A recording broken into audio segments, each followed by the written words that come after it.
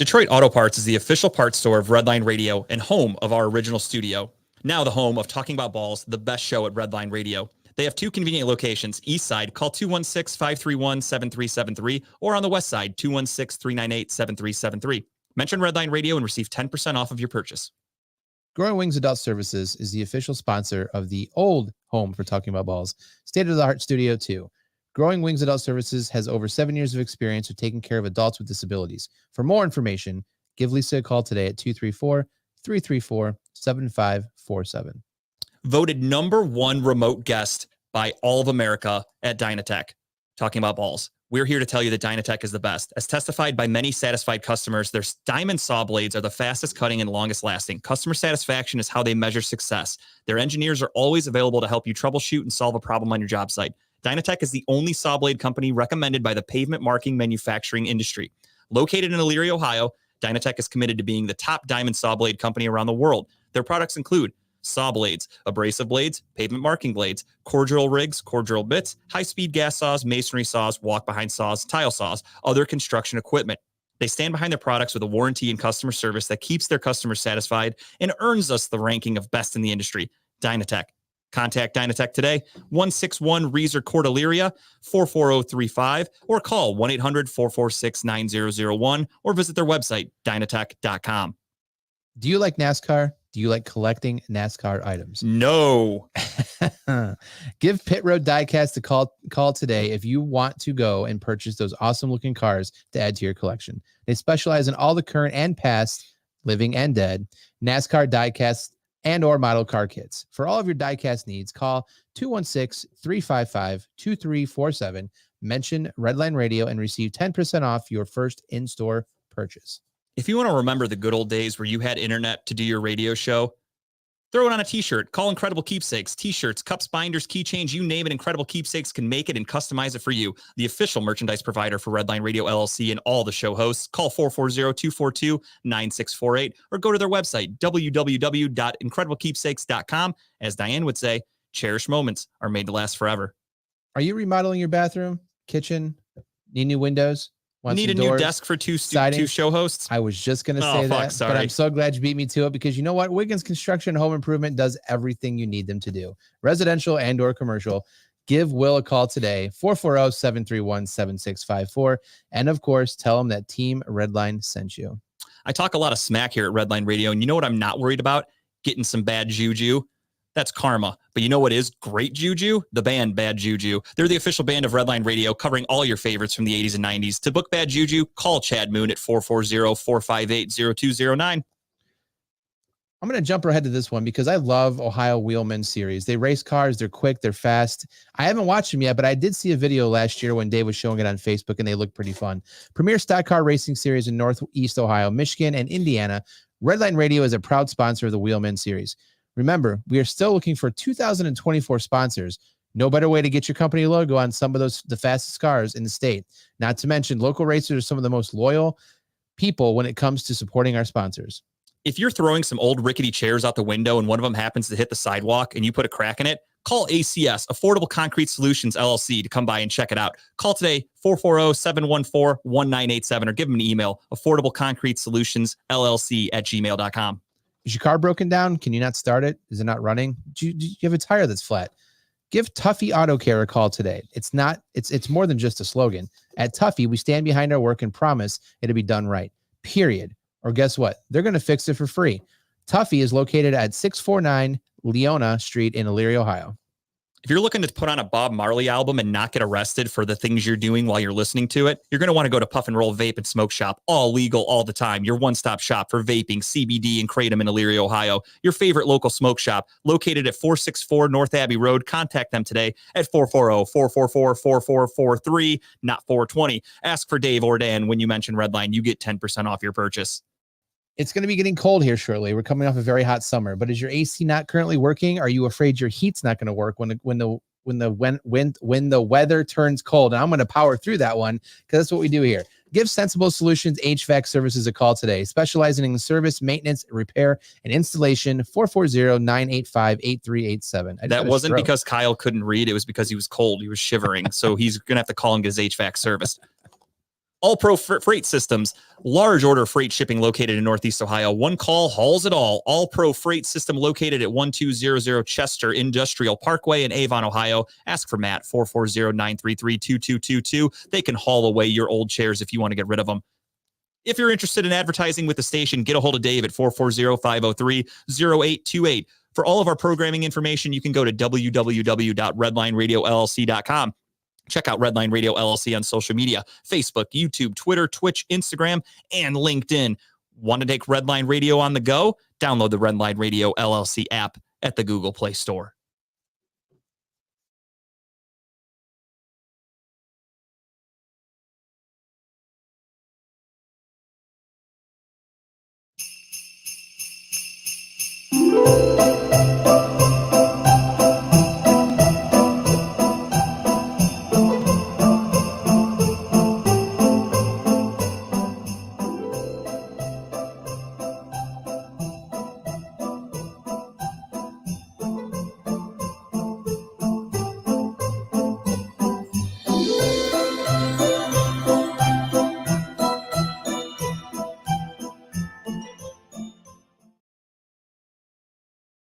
Ladies and gentlemen, welcome to Talking About Balls. I am Justin George, joined as always by Timbuktu only today. Kyle is away. Kyle's in Florida. He is down there getting ready to... he's getting ready to... He's looking for places for his retirement. He's old as fuck, so the end is near. I don't blame him. I want to get the fuck out of Ohio too, so do it. He probably feels good right now versus how we feel up here. Yeah, it's cold as shit. I hate it. Getting and pegged. He probably is. I wouldn't doubt it, dude. They're into some weird shit down there. Adam, what's up? Brett, what's up? Steve, how you doing? I like this. For those of you that know, a few months ago, we started that Pick'em for NFL picks. Everybody can pick, and it's a survivor pool. I fucking sucked. I lost week 1 because I picked the Seattle Seahawks, and that's what I get for picking the Seahawks. They blow, and I was immediately eliminated, and part of me wanted to take my ball and go home and actually just start the whole contest over, but I'm a man. So I took it, I let it go, and Dylan won. So without further ado, we are going to welcome in young Dylan Fluck, and that is not a nickname. That is literally his God-given last name, F-L-U-C-K, Dylan Fluck. Dylan, what's going on, guys?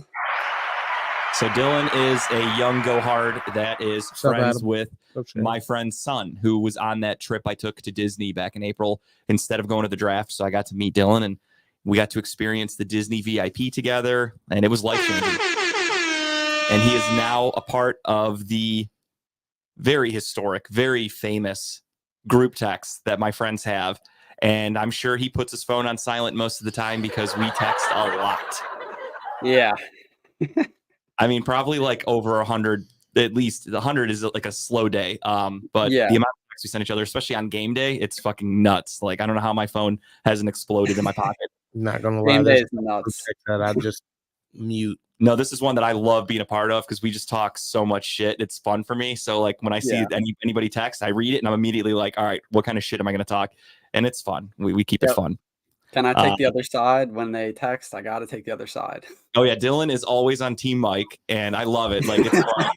My buddy Mike is the Jets fan, and sometimes I can't tell if he's just putting on a show or if he really does live on an alternate reality because some of his takes make you think that. And Dylan and Craig are really good at hyping those guys up and making them like feel good about the Jets, even though the Jets suck ass. So I'm all for it. I love it. Yeah. I respect the friendship and keeping those guys, boosting their spirits. I'm the opposite. I'm very open about how all of my friends' teams can go fuck themselves. I hope they lose every week. I want nothing but horrible things to happen to them. Nothing but horrible shit. Yeah, that's hilarious. Like nothing makes me happier than when I pick against the Jets or I pick against the Raiders and talk shit in the group text about it. I love it. That's just me though. My old man is a Raiders fan. Oh, really? Yeah, big Raiders fan. Like he loves. I don't know why Dylan is a Raiders fan. We got to get down to the bottom of this. So Dylan, tell everybody a little bit about yourself. Yeah. So I am a Raiders fan, as mentioned. It's a sad life, but my dad was a Raiders fan. I'm a Browns fan, dude. I don't even want to hear it. It just got passed down. I'm in too deep at this point. So, I mean, at this point, I'm stuck with them. Got too much merch, too many years invested. So, I'm the same. Ride it out. Usually end of December is when I start to get really depressed and I start to go, why don't I just root for another team? Like there's nothing holding me back. And then the next month I'm like, all right, time to talk draft. I'm ready to go. Go Browns. Let's do it all over again. I'm ready to be hurt, and never fails. So this year, though, the Browns are looking like they could potentially be a playoff team, but I've accepted reality that they'll be one and done, but it'd still be a really cool story if they make the playoffs because of all the shit they've had to go through. So I'm looking forward to it. Hopefully. And that starts on Sunday, and we'll get to that later. So yeah, Dylan, you are from you're in like what, Philly, right? Yep, right outside Philly. Yep. So all other pro sports, I'm a Philadelphia fan, but NFL is the one exception. It's strange, but I get it. Hey, you stick to your roots. That's very strange. I respect it. It's kind of hard right now not to be an Eagles fan. I feel like is that tough being your hometown team and you have to watch them be really good and you're the team you support that's not even close to your city kind of stinks and you're like, I think that is brutal. It is brutal, definitely, especially when pretty much all of my friends around here are Eagles fans, and I didn't even think about that. Yeah, everybody's they're always, Where's Zach? Get him to walk in there. Is he with you? No, he's not. He's probably like 30 minutes from me. But, is he really? Okay, I didn't know how close you guys were. That would be funny if he just came strolling in. That would be a little guest appearance in a towel or something weird. That'd be awkward, but it'd be funny. Yeah. But yeah, so Dylan won the Survivor pool. It was close. I forgot who the final two people were. I think it was between you and my buddy Pat, and came down to the wire. Pretty good win for you. And yeah, it was an interesting start. I think most people got eliminated week one because the NFL, you never know what to expect week one. There's a team you think is going to dominate and they come out there and suck. So that's what gets you. I know a lot of people lost on the Jaguars this week. Actually, a lot of people took them as like their survivor pick, and it's getting down to the end and everyone thought they were going to beat the shit out of the Bengals, and obviously it didn't happen. You never know. Any given Sunday. That was a Monday. That was a Monday. Or Monday. Or Thursday, I guess. Any day that ends in Y. So the beginning of the show here, we typically, it's a newer segment we started doing where we just kind of bullshit. We just talk about our actual lives before we dive into sports, because we feel like, sure, people are here for sports, but also you could listen to hours and hours of sports talk on any radio station, anywhere. It's 24/7. So we like to spice it up a little bit and talk about ourselves. So without further ado, I'm going to give it to Timbuktu because I know he had a huge weekend. He had his debut as a theater actor. He hit the stage in a play. I'm a thespian. And that is thespian. We're not trying to get canceled. He did not say lesbian. I don't want anybody. I mean, I might be a lesbian. He does eat a lot of pussy. I got titties and I eat pussy, so I could be a lesbian. You know what? I don't know. No lies detected. He is actually dead on with that. But yeah. So I guess I'll start Thursday. Thursday, we did the Lex Vegas show. Shout out to Lex. Shout out to Lex, fellow Redline Radio host. That was amazing. Even though I was sick like all of last week, I didn't even work that much last week. I had to call in, and it was crazy because I called him and my voice was pretty much gone. So I called him. I was like, "Look, my voice is gone. Look, you can hear me." I was like, "I am Batman." I can't confirm it, but like I'm fighting something right now too, and my voice is kind of shot. So I'm blaming Tim 100%. It was definitely my fault. I'll take it because I saw him on Wednesday, gave him a hug and all that, and he's like, "Man, I'm not feeling that great." And then next thing you know, a few days later, here I am. My fucking voice is going, but we power through. It was my fault for sure. But Friday, my aunt got married. Congratulations. Downtown. So I went down and seen her get married. Definitely the quickest wedding ever. Then Friday we had dress rehearsal for the play. So it's pretty much the first show. No one was there, which was cool because we kind of got like the bugs out. Yeah. And then after that, I had a comedy show. Did a comedy show right after the dress rehearsal, and it was a great experience. It was definitely a different type of crowd. It's a bar crowd, so like if you haven't had experience in a bar crowd, you will fold. I'll be honest. It's not. Bar crowds are not for the weak. I'm glad that I kind of was like bred in the bar crowd. That was, it was, I wouldn't say where I started was a bar crowd, but the type of like people talking a lot, like you talking over people, or you have to gather their attention essentially. You learned all that in Kyle's basement that one time. Right. Everybody was loud as fuck. Well, till Kyle was wasted and yelled at everybody, "Shut the fuck up!" And Tim's I was funny. I was okay with it, like because I was listening to you. You just going through your material. You're like, whatever. If somebody hears me, cool. If they don't, whatever. Like that's kind of what as it soon is. as I wrap up, I can go right back to the food and the drinks. Like, Right. That's all I care about. That's some good ass corned beef that day. Hell too. yeah, Oh my dude. God. Kyle have another corned beef party. He will. We're getting there. St. Patrick's Day. He does a Right. party every year. Yeah. So that was amazing. I got drunk because after Dylan, I take my shirt off on stage. Just sometimes, not all the time, but 99% of the time. Right. Occasions. Not every time. 99% of the time. I'll say about 60. That's But fair. That's fair. I mean, you could see my titties through the shirt anyway, so it might seem like I got my shirt off at all times, but it definitely got them to like really engage at that point. Like, show them titties. He'll get us kicked off. No. Here we go. He's showing it. That's a titty. That's a titty. Nice. It's a large titty. But usually once I do that, it's either like disgusted silence, which is still good for me, True. or a big uproar. I'll say it's 99% uproars. Like they're just like, oh my God, he took her shirt off. Because a lot of people I don't know if a lot of people expect me to have that type of confidence. Like I said, you could see it through the shirt anyway. So like me taking them balls, I'm not showing my balls. That'll get us kicked off. Yeah, a lot of large people like are afraid to like they won't take their shirt off in like a pool. Like at the pool, the beach. I don't And give it's a like, fuck. come on, guys, like we know what's going on. There. Right. Like, who are you pulling? Who are you pulling? You're not hiding. So, and especially in something like a comedy show where like you're not expecting like this is not necessarily an environment for me to be taking my shirt off. Yeah, unless you're at a Burt Kreischer show, we expect everyone to remain clothed at a comedy show for the most part. You expect that. So, usually it gets it at that point. This dude is wild. So I have to watch this guy now. Definitely got the response that I wanted. People were listening to me, and people actually bought me drinks after that day. It was like, Fuck yeah, dude. dude, you're Nice. funny. Where was this at? This is at the Four Bistro in Cleveland Heights. You've performed there before. No, first time. Oh, it was something else with Bistro in the name then. Yeah, maybe. I remember you told us about something like it was like a year ago, probably, but Maybe you're doing something at a bistro. That's all. I didn't know. Right. I don't know how many bistros we have in Cleveland. It's a lot of bistros, I Okay, guess. fair enough. And it was cool because I can kind of lead with that. Like, I was excited to say the word bistro because I know if it says bistro, there's food involved. True. So, Usually there fancy are, food too. yeah. I heard they got great pasta. I didn't even get to eat. Oh, hey, you got free drinks. Right. Which I wish I really got to eat because I probably wouldn't have been as plastered. Yeah, it helps. Yeah, was- definitely helps. I was drinking 1738 too, so I was just like Oof. really drunk. Yeah, you definitely should have eaten a bowl of pasta or Yeah. something like that. That would have helped a lot. And it was great because they gave me like the cognac glass and everything. Like usually, places that give you plastic cups, Now in a place with a bistro in the fucking Right. name, dude. You gotta have some class.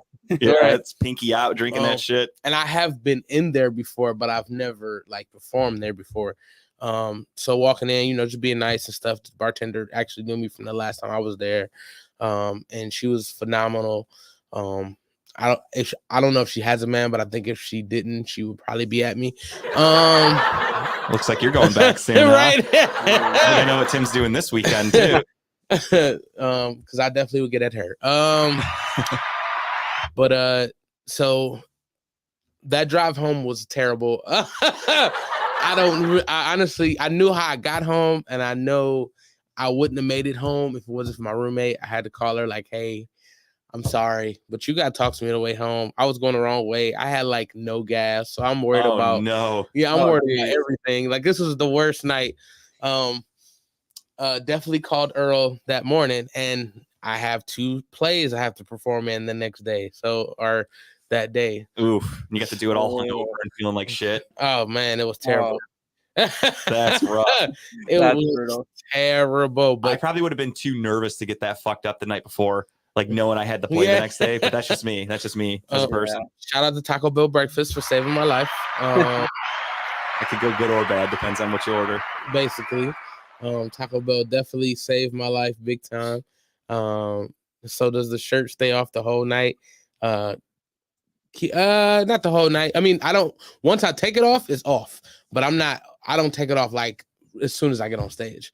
So it just depends. I wonder if they think that like you just wrap up your set and you just go hang out at the bar with no shirt on. No shirt on, right? Like if the bars would allow that, you probably would, but most places probably like, hey man, you got to have a shirt on. And it was funny because like I'll say a couple minutes after I took the shirt off and I'm going, guy just from the background, just put your shirt back on. No shit. Yeah. That just makes you not want to do it even more. I caught him out. I said, motherfucker, I just tell you I was hot. Like, I'm not putting my shirt back on. And I told him he must have had fat nigga trauma. So that made the crowd go crazy. Did you ever see who the guy was? No. Oh, okay. I had no idea. Didn't really care. Right. I didn't know if when you got off stage, like you ran into him or something. I could have, because there was this older guy that came in. I guess he came in later, and I didn't know he came in later until he told me. I think it might have been him because he just walked in and just seen me with my shirt off. Oh, okay. And he probably just said, put your shirt back on. And, when I called him out for it, he definitely pulled me to the side like later. He was trying to tell me a joke. I think he was just really trying to like pick my brain because, he told me a joke. It was cool. It was what it was. But he ended up buying me a drink. So, yeah. It makes up for it. That's a win. That professional ass looking photo is young Patrick Wynnum right there in the comments. Shout out to Patrick. Patrick Wynnum is he's the son of another guy that I go to the draft with, and he was there on the Disney trip too. So he looks so fucking classy in that picture. So classy. He is not a classy dude at all. So then Saturday, like I said, Saturday, we had to play. The first scene, I could tell that Mama was a little nervous. And we kind of rushed our first scene. We missed a couple lines, but it was cool because I kind of knew where she was at. So I was just like, all right, let me not try to pull her back. I'm gonna just roll with it. And the rest of the play went pretty smooth. Definitely there was definitely a couple lines missed from everybody. Like, don't get me wrong, it was definitely a thing. But we all was kind of like we knew where we messed up, so we would pick it up the next show. The third show was definitely the best show. So you did what, 4 all weekend? 5 total. Oh, 5. Oh, wow. 5. So it was 6 shows with the comedy show. Damn. Yeah, dude. That's a That's a lot. I did, man. Fuck. It was 6 shows total. And then a 7th show if you want to consider me being drunk a show. if I were there, I would, yeah. And then so Saturday, the first 2 shows, they went great. The second show was pretty smooth after that, after we got past that hump. Mm-hmm. The third show, I'm rejuvenated now. Like, I didn't went home, went to sleep. And the fatigue, I guess, kind of wore off from the drunk. Yeah. That third show was great. The fourth show, I think, was cool, but you could tell the weekend fatigue was starting to catch. It was the show fatigue was starting to really catch up with everybody. Yeah. Sunday evening, everyone's starting to feel it. Yeah. But it was great. It was phenomenal. Everybody loved it. I must have played my role pretty well because people hated me. Yeah. Hey, you're doing something right. Yeah. Hey, what is that shitty Jets quote that Robert Saleh said? He said, if you don't got no haters, you ain't popping, or whatever the fuck he said. Mike loves that one. Yeah, he loved our Jets fan buddies love saying that. It's a shitty quote, but there were people that were coming up to me like I really hated you. Like, you played that role very, very well. And it was crazy because as we're rehearsing for the play, I'm just knowing I'm about to get like laughs for my scenes and stuff like that. No, people were like upset with me. Like, you should have stayed in character and been like a method actor and just been an asshole to all the people after the show too. Be like, I wasn't fucking acting. That's who I am as a person. So it was definitely dope. Like, people, they came up and shook my hand. They knew I was like, okay, no, you are actually a nice person type thing. Right. And it means you did a good job acting. Yeah, for sure. You sold it. They didn't. I mean, like, I didn't think. Well, one. Going off of the play, which, if I get a chance to show you, I'll show you. I didn't think my character was that bad, but he was definitely bringing him into something bad. Right, because you were a drug dealer, right? In the play? With the plug. The plug. Right. So it, they were just upset from the family aspect, like, dang, you about to put him into some shit. And but as you can see, like through the play, yeah, I'm trying to pull him in, but I'm also trying to protect him. Like, yo, Right. don't be stupid. Like, yeah, I want you to get some. He was already selling weed. I'm just trying to get you to sell coke, so because it's more money. Yeah. So If you're gonna do it, at least make as much money as possible. right. So Yeah, that's fair. right. So Yeah. he's already in the game. It's not like I'm really dragging him. Like, hey, put Right. them books down. No, Bring I mean, your ass out here. Yeah. Like, I love all that shit. Like I love obviously like Narcos. I've seen that show like 5 times each season. I love it. I watch all types of drug shows and cartel shit. And I usually root for the drug dealers. I'm not gonna lie, I root for the bad guys. Like, Pablo Escobar is my dude. I love Pablo Escobar. I always, I know how it ends, but I always root for him in the show. And then unfortunately he meets his demise. But goddamn, did he build a fucking business? I love that stuff. That was dope. Monday was a relaxed day. Not gonna lie, I was so tired. I did go to a friend's house to watch the game. She made dinner, so it was amazing. That game fucking sucked. I was asleep, so Yeah, you didn't miss much. Let me tell you.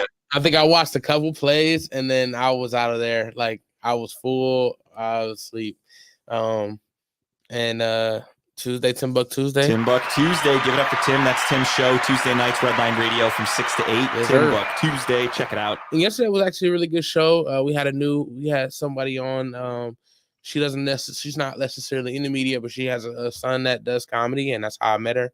But we essentially, it was her show. It was her time. Mhm. We didn't have to bring him in to introduce her, which was great. Right. She was actually very talkative, very inclusive into the conversation. It was great. It wasn't like she was trying to overpower anybody. Like, we didn't have to like try to nudge her to talk. Like, it was just a good show. Yeah, that's painful when you have a guest where you're like, no offense to them, a couple of weeks ago when we had Chipper and Robert on, like a couple times you'd say something to Chipper and Chipper just gives you like a yep, a 1-word answer. It's like, all right, cool, man. Thank you for that insight. But it was amazing. I had a great week, and now we're here talking about balls. Yes, sir. I had a pretty boring yet adult weekend, sort of. Saturday, I didn't do shit. Thursday or Friday, I don't remember, so I don't think I did. Saturday rolls around, I went to go play whirly ball. If you've ever heard of it, Sounded like some white shit. I'm not. Dude, it was white as fuck, but it was fun. So whirly ball is basically, it's like a version of I don't even want to say lacrosse. It's like that fucking game they play in India where you have that like stick and you whip the ball, or not the stick, but you have that like little like curved thing. I don't even know how to describe it. It sounds like, Yeah. but I think I know what you're talking about. And so it's like that, but you're doing it in a bumper car. Oh, So you're driving around in a bumper car. And the bumper car is not like a normal steering wheel. It's literally like a fucking swivel stick. So you have to like go left and right with it. It's hard as fuck. It takes it getting sounds used kind to. of cool though. You Huh, yeah. can't use your hands. You scoop it and you have to fucking throw it at a backboard, and that's how you get your points. Mm. And meanwhile, like if somebody's going for the ball, you just try to fucking ram them so you knock them out of the way. Like it's actually really fun. It sounds fun. And my buddy rented out a court here for like 2 hours, and we went and played. Kyle was actually there too, and yeah, it was really fun. I had a really good time going into it. I was kind of skeptical because I'm like, I looked it up. I saw whirly ball. I'm like, I don't think this is going to be for me. I'm also like, I'm a big dude. I'm like 6'4", so I'm like, cars are not am I going to fit in this thing? Yeah. I actually fit pretty well, so I was pretty stoked about shit. that. Yeah, it worked. It was fun. And they encourage you to get drunk. Like Oh, okay. Oh, nice. when you're on a motorized vehicle, they like don't want you to drink at all. This place is like, oh yeah, we've got pitchers, we've got whatever you want. I was Can like, you take your beer in fuck the yeah. bumper car? Unfortunately, no. Your drinks have to stay outside the court. Okay. But the games are 15 minutes. So you just go in there, you play a game, everybody just unbuckles and fucking runs back to the booze for like a 2-minute intermission, and then you get right back onto it. So that sounds cool. it was a good time. I had a really good time. Saturday night, I went to Berea downtown here locally. Dylan has no idea what Berea, Ohio is. Not a clue. It's a little suburb over here from outside of Cleveland. They had their tree lighting festival, whatever, for winter bullshit. I just got drunk. I had Terror Drive, so I just went to a Mexican restaurant, pounded a bunch of cerveza. I have no idea what that is. Beer, cervezas. It's just Mexican for beer, Okay. or Spanish for beer. All right. Cervezas. So I drank a bunch of Dos Equis, and then Corona count? Corona's fine too. Dos Equis is a brand. I know. I I know. I was saying Corona is a Mexican 100%. beer. Yeah, Corona's a cerveza. It says it on the bottle. It says cerveza if you read it. I've never read it. And so yeah, I just got drunk, and then we went to another bar, and I kept getting drunk, and then I went back to my buddy's house, a Michigan fan, and we bought a 12-pack of Christmas ale and got even more drunk. Christmas sounds good. Had a good time. Sunday rolled around, woke up, had to go to the baby shower, and that cut into the Browns game. I wasn't pumped about that. I made it home in the first quarter. I wanted to be home before the first quarter, obviously, but you win some, you lose some. Yeah. And now my house lost that game. yeah. Well, the beginning of the game was actually fun to watch. And What's up, Jeff? my house is now full of fucking baby stuff. Like, it's ridiculous how much shit I have now. Yeah. That was my Monday, going through all these little gifts that people bought us, and you got a million things of clothes, a million little toys, and fucking pacifiers and books, and goddamn, there's so much stuff in my house now. At a baby house. And this isn't even the half of it. Like, there's still more shit we got to get. Like, this Jesus. Saturday, Tara's like, we're going to IKEA to buy more shit for the house. I'm like, god damn, dude. First time parents for real. Yeah, you ain't kidding me. I forgot when my house doubled in size too. Like, where the fuck are we gonna put all this stuff? But Yeah. I don't know. I'll let her figure it out. And that was really it. Monday, I came home from work, and again, I've been fighting this illness, and I 100% am blaming Tim for. And I've just been resting, It's my fault, guys. trying to get healthy. That's about it. What about you, Dylan? Anything fun? I had some bad luck in the end of last week. So last week I was coming home from my my one friend's house. I was helping him actually set up his baby's room because he's got a baby on the way. Shout out to Yeah. him. Huh? Shout out to him. Shout yeah. out to him. Yeah, shout out to Dan. He's got a baby on the way. So His name's Dylan. I was on. What'd you say? You said his name's also Dylan. Yeah. No shit. Okay. Yep. I actually had I like didn't know if two you were friends going in named third Dylan. person there, or what we What's were up, talking about. Kyle? No, There yep, he is. different Dylan. Yeah, but on the way home from his house, my coolant it ran out, or I guess it was low. And then my motor started to overheat and steam, so I had to pull over. And so I called my brother. I was like, "Hey, can you come give me coolant so I can make it home?" I was like 10 minutes from my house. He comes, he brings me coolant. We fill it up. The motor cools down a little bit, so I get back on the road. We get like 5 minutes from my house, and my motor is already like at like 200 degrees. It's like already starting to overheat a little bit. He gives me a call. He's like, "My car's acting weird." He was like, "It's slowing down, and I don't know why." And then he's like, he was like, "You need to come back and pull over. I think my motor just blew." He's like pulled over on the side of the road, and this is at like 12:30 in the morning. You cursed him with your bad car luck. I absolutely cursed him. And then my car like is overheating, and I have like a smaller car. I can't like tow him or anything home, so we got to wait for his friend to come and tow him home. I follow them, and now my car doesn't work, and it's so old that it doesn't make sense to pay to get it fixed. So I'm gonna probably just have to get a new car. But for now, I'm carless. Cars are expensive as fuck these days. I learned that the hard way a couple of weeks ago. man. It's unreal. Yeah, I just leased because of that same problem. I had an old Ford Escape. It wasn't even that old, but I just kept having trouble with it. And I was like, dude, fuck this. Like, I am sick of putting money into a car. Like, I'm just leasing and I'm not worrying about shit. Like, I'll happily pay every month for a car that's going to work than to just keep putting money into something that's one day just going to take a shit on me.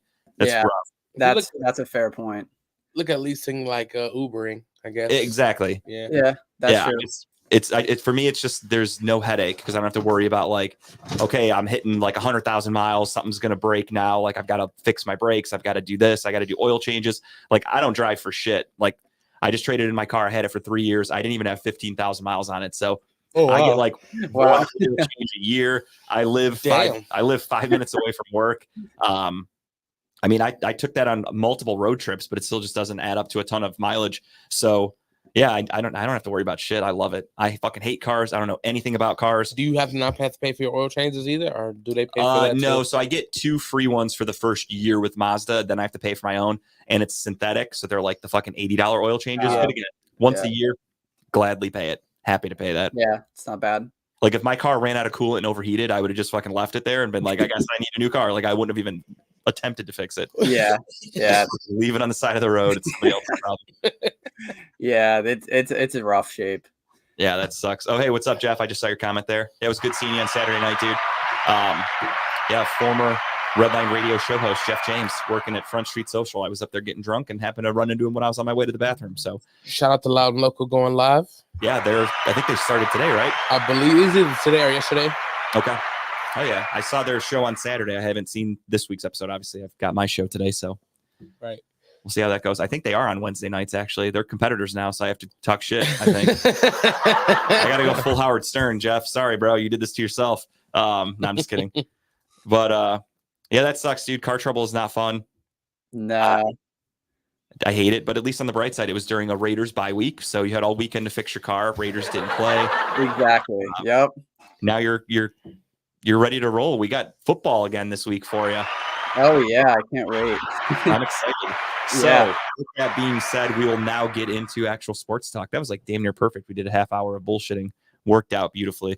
Not a whole lot to talk about for the Browns and the Rams. Quick recap of that. Browns go to LA. The Browns suck on the West Coast. Apparently, I didn't even realize that was a stat that people were paying attention to until I saw it. And the Browns are garbage on the West Coast. Joe Flacco gets his first career start in over a year.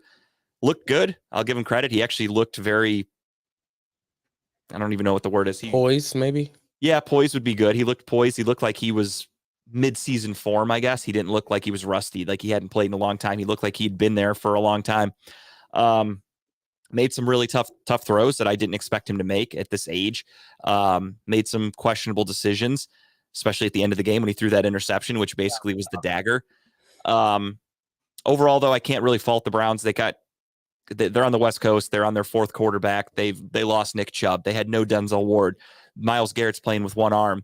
They are fucking beaten and broken. If they get 2 more wins this season, it would be a goddamn miracle. So I am just embracing any win that this team has, and I'm excited for the future, assuming they come back healthy next year. This year, again, is a wash. But they played hard on Sunday. The score does not actually indicate how the game was because it looks like we got blown out, but it was really never that far away. I think when Flacco threw that interception, we were down by like 4. Like it was a 1-possession game, and then the wheels fell off, and that's usually how it goes for the Browns. It happened in Denver last week. Also, it was a 1 or 2 possession game, and next thing you know, you look at the scoreboard, and we lost by goddamn 20. So typical day in Cleveland. We're home this weekend, though, taking on the Jags, who could potentially be without Trevor Lawrence. Can't wait to rub that in Jake's face when we talk to him. My buddy's son, who is friends with Dylan, is also from the same area. Not an Eagles fan. He is a Jacksonville Jaguars fan. Doesn't make any sense. I don't know what the hell's in the water in this fucking area these guys go to, but they have no respect for their own teams. I don't get it. Nope. More power to them, though. And the funny thing is they picked 2 teams that kind of suck. Like the Raiders suck, and the Jags have been terrible for pretty much as long as their existence has been around. So the fact that he's a diehard fan is like, all right, that's dedication. He could have jumped and went right to the Eagles. I do want to give credit to the Raiders fans. I feel like all Raiders fans are diehard fans. Like I don't know any bandwagon Raiders fans. And that's my big thing. Hard to be a bandwagon Raiders fan. Yeah. That's the thing that I fuck with Dylan about when I talk shit about the Raiders. I'm always like, dude, they can't even stay in one city for a long time. Like they've been in Oakland, they've been in Vegas, they're all over the place. They keep moving back and forth because he tries to bring up the championship argument, which is a fair argument. And I say, the Browns have championships, they're just not Super Bowls. Not Super Bowls. And he goes, well, the Raiders have a Super Bowl. And I said, not in Vegas, they don't, so it doesn't count. Yeah. Because technically the Browns have a Super Bowl with the Raiders. I mean, with the Ravens. Yeah, So that's how we're if you looking at wanna it. If your team moves cities and wins the Super Bowl, then yeah, it counts. I guess the Browns do have a couple.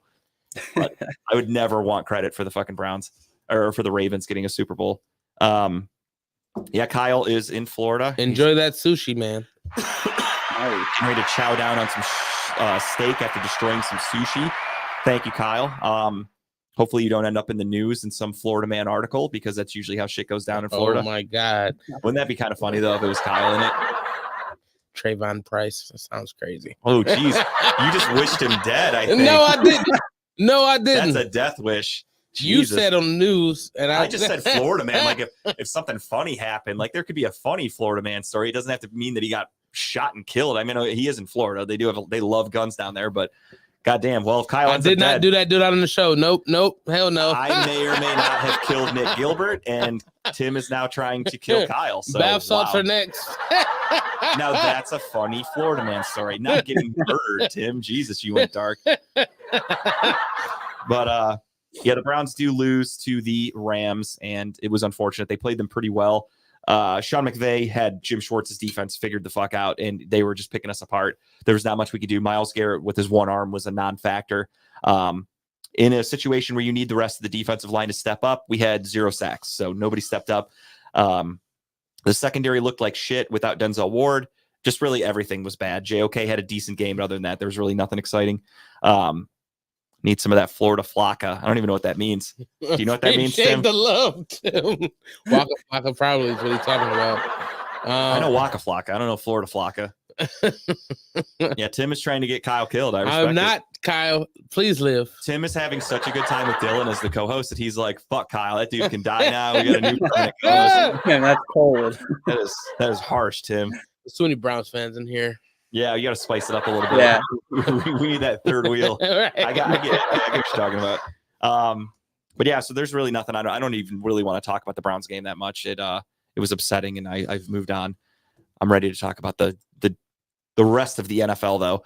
We can quickly do a quick week 13 recap if I can find it on my fucking phone here. I forgot where I had it. Thursday Night Football, Cowboys beat up on the Seahawks 41-35. Pretty fun game, though. That was a nice back and forth one. Yeah. Our friend Craig, the guy who brought us all together with this Disney trip, has gone MIA in the chat, and it's funny. He does this all the time. Yeah. So it's hysterical. He hasn't sent a text or responded to anybody in like 2 weeks. And That bad? yeah, he does this all the time. It's he's either dead or he's just doing a classic Craig move. So it's one or the other. And we'll find out eventually. Jake hasn't said anything, so I'm assuming he's alive. Gotta be. But he's a Seahawks fan, so they played the Cowboys. I kind of thought there would be some fun back and forth between him and Matt, and nothing from Craig. Silent on the fucking comms. Yeah, he's when the Seahawks start to lose and his season's over, he starts to do this. He acts a little crazy. It's fun. I love it. You're in for a treat if he really goes deep off the deep end. You're in for a treat, Dylan. I'm The excited. Chargers beat the Patriots 6-0 in a boring ass fucking game. That looked like Thriller. Yeah. extremely boring. I remember I got to the baby shower and I saw it was like 6-0. And then I left and it was still 6-0. And I'm like, what? Is my phone broken? Why is this not updated? No, it ended that way. It's fucking crazy. A lot of special teams, huh? Yeah, I mean, that's the one thing I'll give to Belichick about this team is they suck offensively. Clearly, they got shut out by the Chargers, who are not a good defensive team. Not at all. And they only held them to 6 points, though. That defense is legit. That's why this Thursday, I'm expecting the most boring fucking football game of all time. It's me like watching the tears dry. with Mitch Trubisky at quarterback against the Patriots. Thursday Night Football. I still might have the Steelers in that game. I kind of do too, because I think they're the home team. And the funny thing is, Yeah. like when they were trying to promote the game, they show like your best player. So it's like the Steelers, TJ Watt. Then they go Patriots, Bill Belichick. They didn't even show a fucking player. I swear to God, they didn't even show Bill Belichick is their best it player. was funny as fuck. Everybody was making fun of it, of like, God damn, that's so disrespectful. They couldn't show one actual Patriot. They're just like, I don't know. Here's the coach. We don't know what to do here. But yes, the Patriots lose 6-0. I think they're tanking. There's a lot of rumors going around that Bill's on his way out, but I almost feel like this is planned and they're like, tank, let's get you another quarterback and let's go. What are your thoughts, Dylan? You think he's staying another year or do you think he's gone? It's a tough thing, but I probably would have to say he's going to stay, especially with them getting a high draft pick. I don't see a reason for him to get out now when they could have a promising quarterback that he definitely would at least be able to help mature. Right. Like their roster top to bottom, it's not winning, but it's also not terrible. Like I know he's out for the rest of the year, but Matthew Judon is one of the best pass rushers in football. Their defense is clearly pretty good if they're holding teams to like, I think they've held teams to less than 10 points over the past like month. Like their defense is good. So if they figure out the quarterback situation, which is what you do with presumably a top 5 pick, you're in good shape. So why would you want to throw that all away? And there's a rumor that he would end up in Washington, but obviously Washington would have to fire Ron Rivera, which they should have done already. And years ago. They would have to trade draft picks for Belichick. And is that something you would do as an organization? Bring on some 70-year-old coach? I wouldn't do it. Nah, I wouldn't. I'd But have the draft pick because the Commanders suck. So I'd rather have the draft pick, get yourself a nice young coordinator, whoever the fuck you want at head coach. That's not going to cost you anything other than money, and go from there. I wouldn't trade for a coach. no, I don't think it makes sense when you don't have the roster around the team to succeed.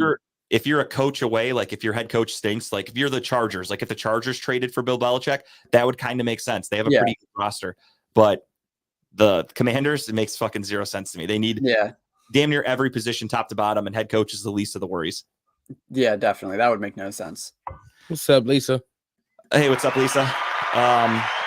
Speaking of the shitty Steelers offense, they were upset 24-10 on Sunday by the Arizona Cardinals, which was good and bad. It was good, obviously, as a Browns fan. I love seeing the Steelers lose. It was bad because I had the Steelers in just about every parlay that I made on Sunday, and that fucking sucked.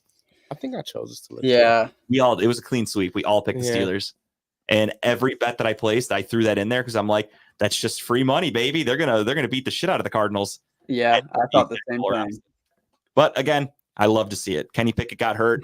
TJ Watt got a little banged up. He was crying after the game about how he doesn't get holding calls. Boo-hoo, you fucking pussy. All edge rushers have that problem. Right, dude. Like I watched Myles Garrett literally get fucking his helmet ripped off and his jersey ripped, and TJ Watt's like, they didn't call it for me. He's a little bitch. I hate him. Max Crosby gets the chokehold. Yeah, like all these good defensive ends, like you're gonna get held. You just have to be better than that, and that's TJ Watt apparently wasn't. I guess. And I love it. Colts beat the Titans 31-28 in overtime. Colts are somehow surviving and could potentially be a wild card team. It's fucking they could go for the division technically. They're not that far out because especially if this injury to Trevor Lawrence is legit, and I mean they're saying it's a high ankle sprain that usually takes about a month. That's not good if you're the Jags. Like that's potentially 4 losses right there when you're in a tight race with the Texans and with the Colts. Yeah. Well, that's why Eli was like without a boot today. Did you see that on Twitter? Yeah, he was without a boot, but he also didn't practice. So it's weird. Yeah. It's like, obviously in Cleveland, that's the talk of the town on the radios. Everyone's saying, is Trevor Lawrence going to play? What the fuck? Make an announcement. And I understand they're not going to, Doug Peterson's not going to say shit until the last minute. Right. And obviously it boils down to Friday. If Trevor Lawrence practices Friday, he's probably playing. If he doesn't practice, there's a good chance he doesn't play. So I'm kind of waiting it out. I expect him not to play. I feel like it's in their best interest for him not to play. It's obviously in the Browns' best interest too. But if he does have a high ankle sprain, he's playing in Cleveland. They're expected to have really high winds. It's supposed to be rainy as fuck. Not a good day to pass the ball. So are you going to risk the dude with a high ankle sprain to go out there and play in shitty conditions, possibly injuring it worse? I wouldn't do it. Yeah. Doesn't make much sense. On the line, if he's that much of a warrior and he's going to play through anything, then more power to him. I don't think they should have him play, but we'll talk about that later. Next up, we had, if my phone will turn on here, that would be nice. We had the Broncos losing to the Texans 22-17. Again, AFC South, there it is.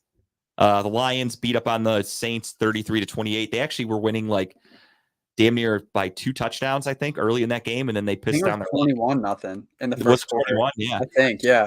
And they let him back in the game because Dan Campbell doesn't know how to coach. He's so good on the mic, but he's really not a good head coach. Yeah, like he's gonna fuck that team up in the playoffs first round. He's gonna do something real stupid. He's gonna go for it on like his fucking own 10-yard line and miss and not get. I don't know. He just takes too many chances. Falcons beat the lowly Jets 13-8. Tim Boyle on my ass gets cut. They're going back to Zach Wilson. I love the saga and the such a mess. in New York. I love it. They're literally an embarrassing franchise. I love every second of it. You've got Aaron Rodgers doing that hippie shit in the background. He won't shut up. He still has to. He has to get a quote out every week, even though he's not playing. Like the best thing about Deshaun Watson is since he got hurt, I haven't heard a fucking word from the guy. That's it. It's the season's moving on for the rest of the team. Next man up.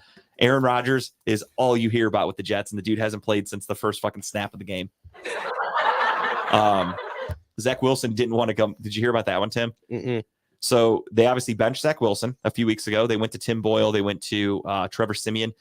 Now they're like, fuck, Tim Boyle sucks. Let's go back to Zach Wilson. And Zach Wilson's like, no, I'm good. I don't want to go. I'm kind of worried that offensive line sucks. Like I'm going to get hurt. They eventually talked him into it today. They did announce that he will be starting again, but just the drama and the bullshit going around that team. I love every second of it. Couldn't have to do a better franchise. It is a mess. Oh my gosh. No matter how much Mike tries to spin it, he knows it's a fucking disaster. Yeah, he definitely knows. Yeah. Like speaking of fired coaches, Saleh should get canned. Joe Douglas should get canned. That team's it's a fucking disaster. Yeah. And if you do think Aaron Rodgers is going to come back healthy next year, I feel like you do need to clean house and you need like a fresh face on everything because I feel like Saleh lost respect from the players by this whole season. Yeah, especially Most the of those whole guys- Zach Wilson thing. That was just like, especially because Yeah. you've got this shit going on with Saleh and Zach Wilson, and then you got Aaron Rodgers defending Zach Wilson on the Pat McAfee show. So it's Yeah. almost like he's not sticking up for his coach. Like if Aaron Rodgers was a true professional, we'll never know what really happened behind the scenes. It's only a story. But if Aaron Rodgers came out and was like, yeah, I talked to Zach, he needs to just, he's going to start. He was misquoted, whatever. Instead, he's like, no, that's the media making a big fucking thing. And like, I don't know, it's just Rodgers playing devil's advocate kind of, and trying to clean up the mess that is the New York Jets. And I love it. I love every second of it. So that game sucked 13-8. That was the fucking, yeah, that was an embarrassing one. 2-0 for a while. It was 2-0 Jets for a while. So it would have been funny if like the game ended 2-0 because it could have. Those teams both sucked, but the Falcons Yeah. pulled away, which is weird because the Falcons might win the division and they're garbage. Yeah, The South is so fucking bad. It's So unbelievable. Dolphins beat up on the Commanders 45-15 in an ugly game. Buccaneers, Tampa Bay with Baker Mayfield beat the Panthers 21-18 in a game that nobody cared about. 49ers beat the absolute shit out of the Eagles. That's why Dylan hates the Eagles, because they can't beat good teams like the fucking Niners.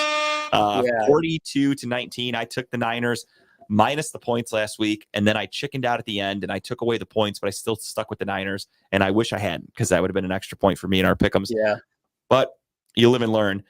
Chiefs lose to the Packers 27-19 in a bit of an upset. And then speaking of upsets, in overtime, Bengals 34, Jaguars 31. And again, Trevor Lawrence possibly out on Sunday with an ankle sprain. We'll learn more as the week progresses. But that was your week 13 recap. Pretty boring week, if I'm being honest. yeah.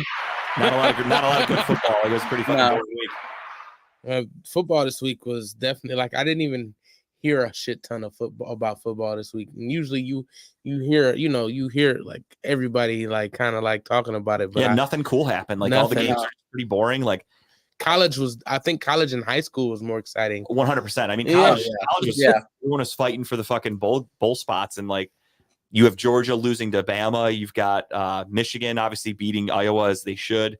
Then you have the drama with Florida State and all that shit. So Yep. it was a cool week for college. NFL, not Definitely. so much. Pretty fucking boring. Yeah. With that being said, fuck it. Let's talk a little college football, shall we? Yeah. Now, who do you like in college, Dylan? I'm not like I went to the University of Scranton, so they don't even have a football team. So I have no like You know the real. Strangler? He does know the Scranton Strangler. Yeah. It's Eaton. Yeah. Yeah, but I don't really have an allegiance to any college football team. I like probably if I picked one, it would be Penn State just because Pennsylvania. But Oh God. I just more follow just players that I like. So Yeah, he's like, it's probably because of all that shit they did in the showers. I really resonated with that at Penn State. oh yeah, Yeah, no, I'm the same way. I don't give a fuck about college. Like, I like Ohio State if they beat Michigan, cool, but like, I don't care. Like, yeah, I know Mike tries to like start all that Ohio State shit in the group chat, and that gets Hicks all wound up. But me, I don't really care. I don't give a shit. yeah, Like, if we drafted a Michigan guy and he was a stud, I'd be happy as fuck. I could care Yeah. less if we went to college. yeah. Now, what are your thoughts on these final four teams here? Do you think the committee got it right? I thought they absolutely nailed it, and it might be an Really? unpopular opinion, but I mean, just like thinking about it logically, like Florida State, like I know the records there, they won the ACC, all of that, it's there, but like you watch the ACC championship game and they struggled against Louisville. Like imagine them playing Michigan, they would get slaughtered. At Yeah. least Bama is going to be a closer matchup. And yeah, I think they nailed it. This is what I would have done if I was the committee, and I thought they nailed it. Yeah, my thoughts on it are I feel like the committee looked at last year and they were like, clearly TCU did not belong. Sure, they upset Michigan because Michigan was overhyped last year, but they go to the championship game against Georgia, and had Ohio State been in the championship game, I don't think it mattered who they would have faced. They would have gotten blown out regardless, TCU. Yeah. So I think the committee kind of realized like we can't put these, lesser teams in there just because of their record, because it's just not good for the brand. Right. Like I know for myself, I barely watched that fucking championship game because it was so boring. Yeah, it was They want horrible. ratings. They want a game that's going to come down to the last minute. They want something that's going to, draw millions and millions of viewers. And the TCU Georgia game, it's like, all right, I turned it off after the first 10 minutes because it was already a double digit. Already a slaughter fest. I turned that shit off and started watching something else. So Yeah. I think they did a good job. My only complaint, though, is that I'm kind of shocked Alabama got in over Georgia. I know they beat them in the championship game, but regular season, Georgia beat Alabama. And I don't know. It's just, it didn't feel right for me to be like, okay, you beat them closer to this game. So now you get, they're closer to the playoffs. So we're just going to put you ahead of them. I don't know. That Yeah, felt a lot weird. It's an odd situation, but I guess you got to give it to. I mean, they both had one loss. Right. Bama won the head-to-head in the championship, so I get it. I think it makes sense, but I also wouldn't have been mad if they were like. I Georgia almost win. feel like they would have done it because of like, I know it's a totally different year, but I feel like they would have gone, all right, Georgia is continuously in the playoffs. They're a great organization or college. They won the championship last year. They kind of deserve, just because they have one loss and it was only by a few points, they don't deserve to get jumped that much. But to go from 4 to 5 it's a lot. Yeah. However, I do like seeing other teams in there. Michigan obviously was in it last year. They sucked. Alabama's in it every few years. They're kind of on like a weird, I don't even know. I don't want to say they're on like a downward spiral because they are in the playoffs, but Somewhat of a slump. they're not the Yeah. powerhouse that they once were. Texas hasn't been relevant in years, so it's cool to see them. Vince Same- Young might have been the yeah, last honestly, time. Vince Young and Reggie Bush was the last time anyone gave up Yeah. talking about Texas. And then except for Pat Wynnum loved him with Colt McCoy. And then you've got Washington, who Washington's not a huge school, but they're actually a fun ass team. They're really exciting to watch. They have a very good defense. So it's cool to see other universities get in there instead of the same typical, Same few. 4, yeah. So Yeah. Well, I think the first 4 years it was O State, Alabama. like every year it was basically that you could at least guess the 3 out of the 4 were going to Yeah. be basically the same people or the Yeah. same team. And then the cool thing though is that they had all this drama and all this shit happen before next year they moved to the 12-team playoff. So next That'll year's be gonna be cool. cool. I'm excited for that. I think the more teams the better. Make it count Definitely. because I mean, they're playing bowl games anyway, right? So they you know, are, but now if you look, like Kyle McCord entered the transfer portal, the Ohio State quarterback. I don't know if you saw that. I didn't. Yeah. So we lost to Michigan. We get put up against, I think they're supposed to play Missouri in some random ass who gives a fuck bowl game. And Kyle McCord's like, see you later, entering the transfer portal. Wow. So he left Ohio State. They have over 2,000 players that entered the transfer portal. So Crazy. it's the NIL, dude. It's taken over. Now you Yeah. basically have to pay for a quarterback. So Matt Rule, the Nebraska head coach, he said to get a good quarterback, it's going to cost you about $1.5 to $2 million nowadays Wow. because they want to sign for that NIL deal. Yeah. And A Nebraska's lot. like, we don't have that kind of money, so we're not getting one of these top quarterbacks because we can't afford them. Yeah.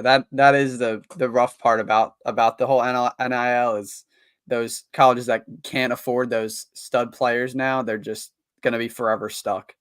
Yeah, it's more so just not much is going to change because you have your powerhouse universities like Michigan will be able to pay people. Alabama, Georgia, Ohio State, Texas, they will always have money to pay these kids. They have Yeah. boosters out the ass. They're just huge. Penn State, even like these bigger colleges.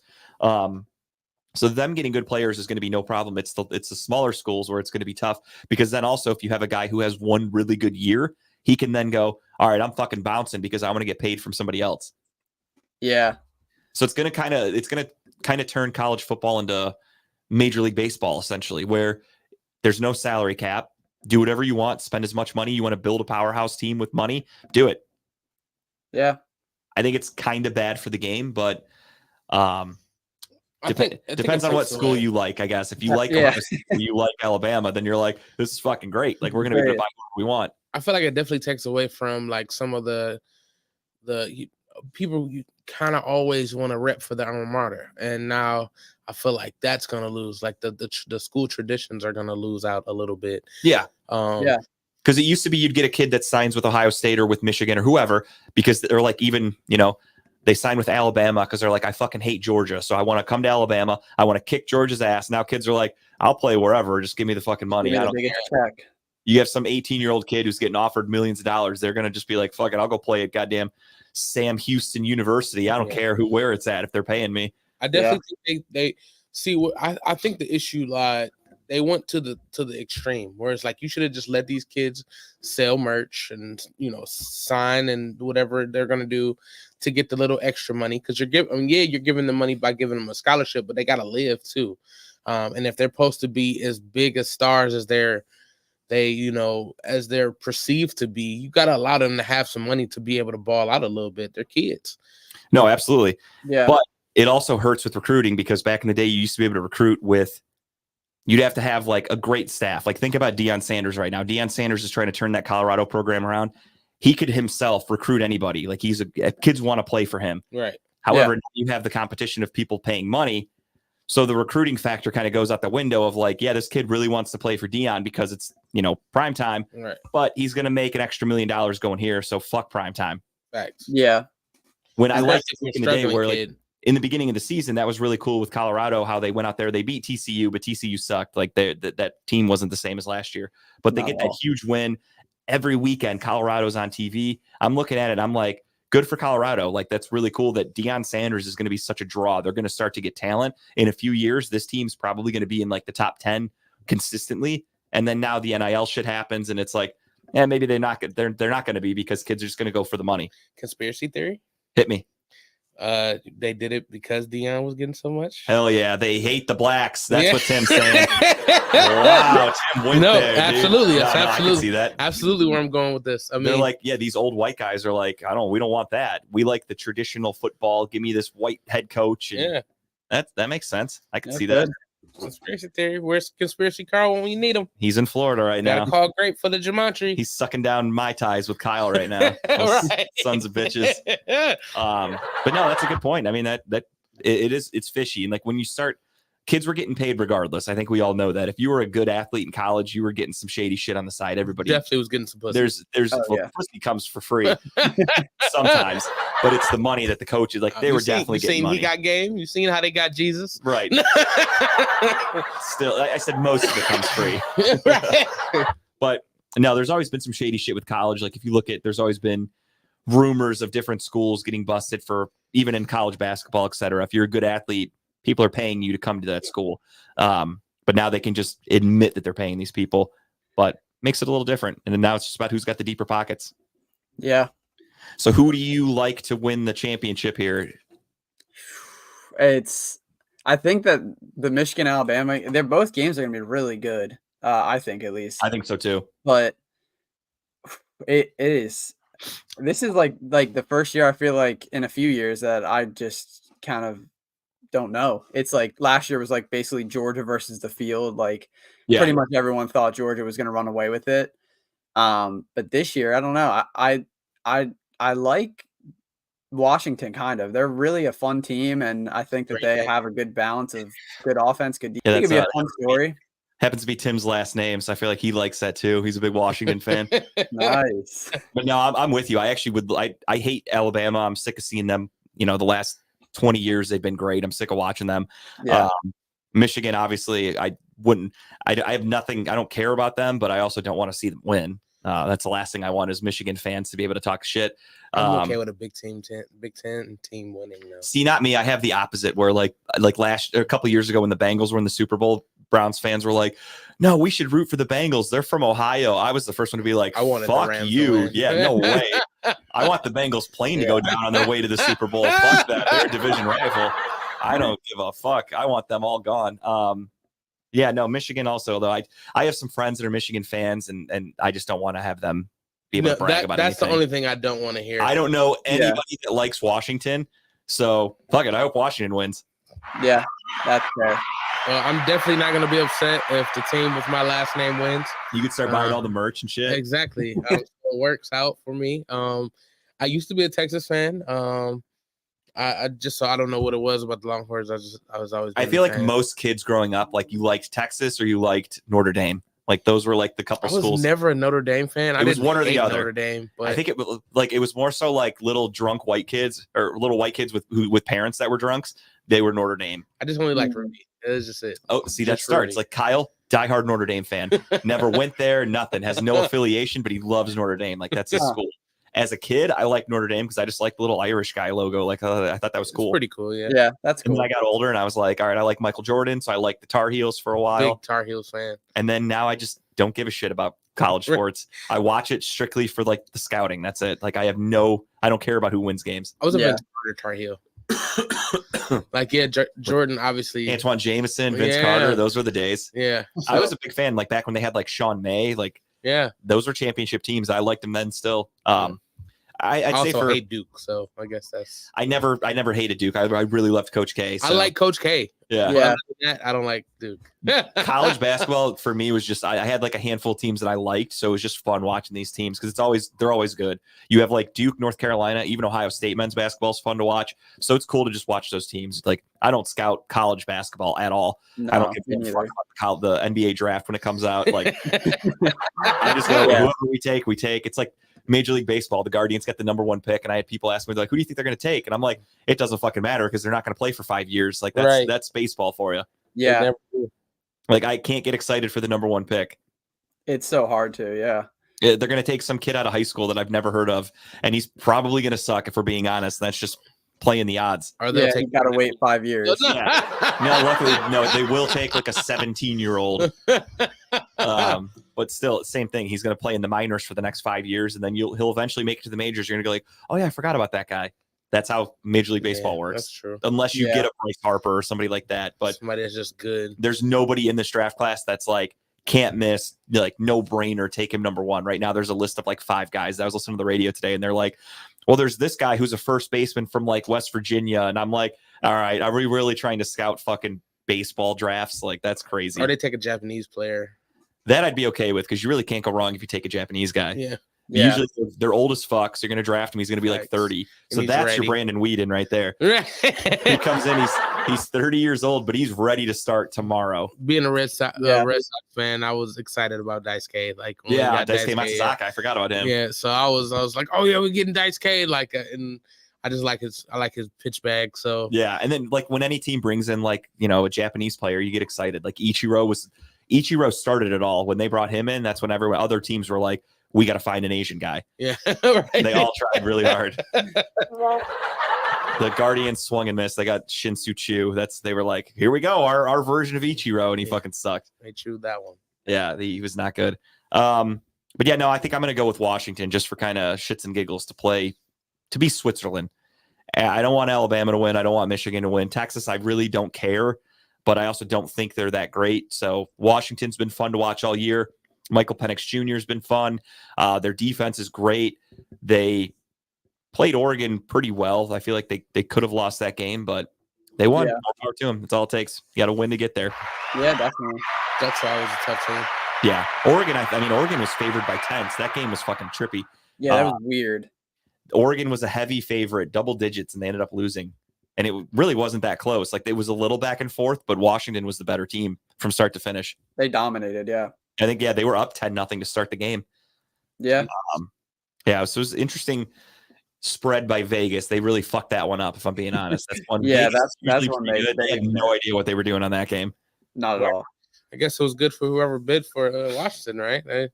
Yeah, Definitely no, gotta if you took be- Washington fucking plus 10 or, even Washington money line was probably crazy with the 10-point spread. I didn't see what it was because I didn't touch that game at all. But I can only imagine the kind of money you could make off of that. Yeah. It's probably at least plus 400, if not more. Yeah, which, hey, more power to you. Nothing wrong with Yeah. that. A little extra spending money. Yeah. Speaking of extra spending money, the NBA in-season tournament advanced last night with the players. This is where you start to make the money when you advance to the final 4 teams. I think each team's going to get at least like $100,000, or each player gets like $100,000 or some shit, which to most of the guys is pocket change, but to end of the bench guys, that's a lot of fucking money. So it's kind of cool to watch these guys go out there and play. I thought I would hate the in-season tournament when it started, but the more I learn about it, the more I actually like it. Like when I found out in the first portion of it that your seeding matters by points, how much you beat the teams by. That was fun as fuck to see the Celtics up by 30 with like 2 minutes to go, still chucking threes. Like that was really fun to watch. I Yeah, liked seeing that. exactly. Once I understood the rules, I actually liked it a lot. And then last night's game felt like playoffs. You got guys diving for loose balls. Like, this is shit you do not see in December basketball. Not This at is all. strictly for May and June. And it felt like the playoffs yesterday. It was really cool to watch. The games were close to an extent, except for the Knicks. The Knicks shit the bed against Yeah, the they were bad. Bucks, which is great because, again, Yeah. fuck New York, fuck Mike and Pat and Brian, all those guys.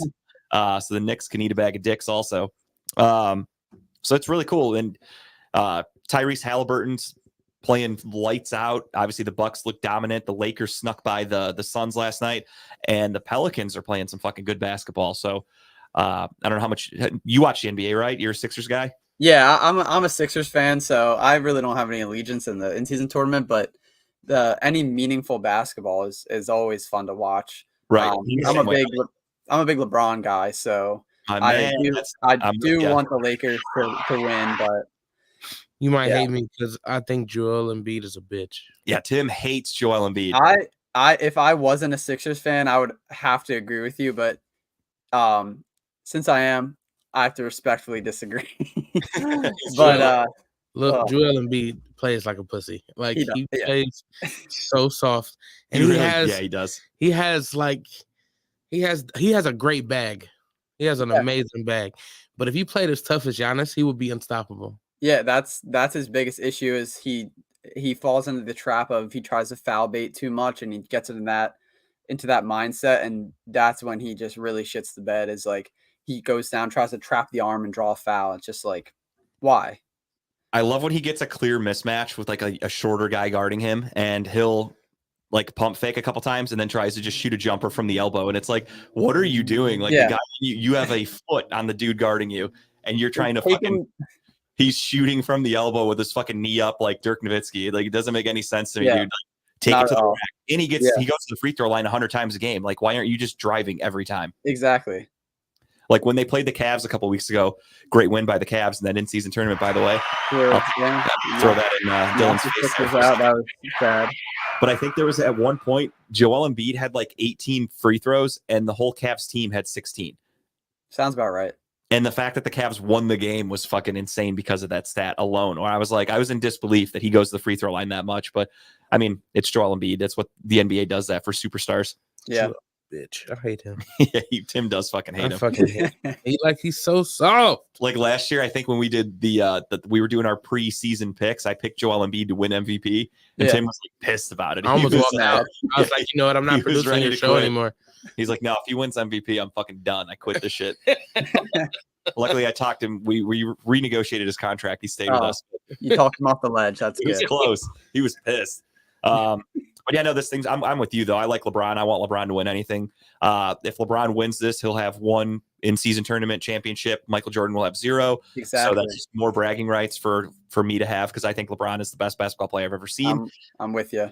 And I think Jordan is right there behind him, number 2. But LeBron's just that much better. He to me, he's a better player. Yep, much more complete. I'll happily die on that hill that I think LeBron is the best basketball player we will ever watch. Agreed. And I'm happy that he was in Cleveland for most of his career. And I went to a shitload of games, so I've seen him 1,000 times.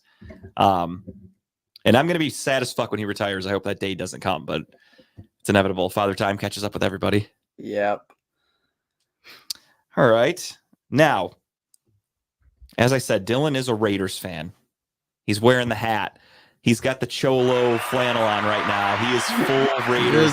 Cholo. He left the top button unbuttoned. You got to button that thing up. I'm sure he's wearing some khaki shorts right now and the Chuck Taylors. That's the only button that's buttoned. The other ones are. That's how it should be. If you're full Cholo, that's the only one you button.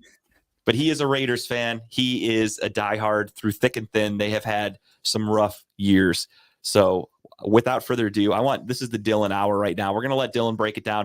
I want you to tell me, we'll start off with, give me your assessment on this season. Obviously didn't go well. You guys have fired Josh McDaniels. You fired your GM. You're on your third quarterback. Aiden O'Connell is now your starter, but not looking terrible. Do you think that Aiden O'Connell is a guy you guys can build with, or do you think quarterback is still a major issue to address in the offseason? Yeah, that's the big question, and I'm sure it'll continue to be a big question going into the offseason. But I am a firm believer that Aiden O'Connell, as good as he is, he's just not going to push the envelope. He's not going to be the guy. I think he'll be probably in the league for a long, long time, being a backup quarterback, maybe a bridge quarterback on a few teams. But I, at least in my opinion, I value like upside in quarterbacks. You have to be able to push the envelope and elevate your team. And although Aiden O'Connell's accurate and makes the right read most of the time, he has his moments of bad reads and just lacking arm strength, really.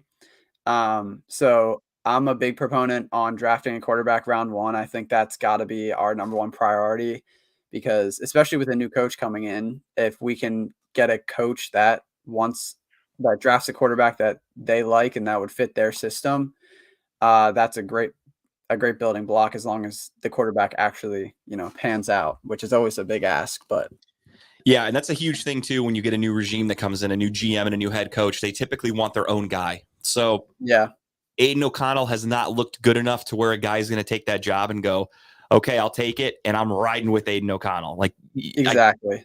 He hasn't struck me yet as a guy that you stake your career on. So I don't think a head coach is going to be like ride or dying with Aiden O'Connell. I agree with you though. I think he could be a good backup, especially when you look around the NFL and the amount of injuries that have happened around here. It's good to have a good backup. Like, yeah, you could always be the Jets, or you could be the Giants. Something about New York, they just don't know how to find backup quarterbacks. You got fucking Danny DeVito and Zach Wilson. But yeah, you want a good backup quarterback. I mean, the Browns are on their fourth quarterback. Our backup was a 5th round rookie who has looked okay. He looked like a 5th round rookie. Exactly. Yeah. He never should have seen the field this year, and they didn't intend him to. So it was an unfortunate incident, obviously, with Deshaun Watson going down. But you never want your backup quarterback to play, but at the same time, you want one that's competent enough to win you games. And DTR has done okay. No knock on him at all, but we've gone through him. We've gone through PJ Walker. We're now on Joe Flacco. You guys at least have stuck with Aiden O'Connell, and you're like, fuck it, let's see what happens with this kid. And I respect that out of the Raiders. At least let him go down with the ship, see what you have. Yeah. But they're also, I won't say conceding on the season, but when you fire everybody, when you're benching your quarterbacks, that's kind of when you know that they're not taking it. Their expectations have been lowered. So yeah. the Browns Definitely. are trying to win at 7 wins, a few more. We're in the playoffs more than likely. The Raiders are kind of like, fuck it, if we win and we somehow make the playoffs, great, but we're doing it our way. And I respect for doing that. Yeah, and by doing that, they get to at least know what they have in Aiden O'Connell before they have to make a decision in the offseason of do we have to draft a quarterback or not. They have a good sample size. You never want to look this far into the future, but it's also a good thing to have a backup quarterback that has a little established tape to where if a team has their starting quarterback go down and they're like, fuck, we need a good backup, like what happened with Josh Dobbs, you go, all right, well, we have Aiden O'Connell, who's looked competent as an NFL quarterback. So if you guys want him, throw us a 2nd or 3rd round pick because quarterbacks aren't cheap. So it's good, good little investment for the Raiders. They're letting them build the stock up a little bit. Yeah, definitely. And I was always a big Josh McDaniels hater and Jimmy Garoppolo hater. I would classify myself as horrible decisions as a franchise. Yeah. So that made my season alone. Getting McDaniels fired and Jimmy Garoppolo benched, that made my season. So after that, we could have lost every game, and it honestly probably would have been better for at least the end result in April. But yeah, I was just never a fan of that signing, either signing. No, nor should you have. That was horrible, horrible decision making, if I'm being honest.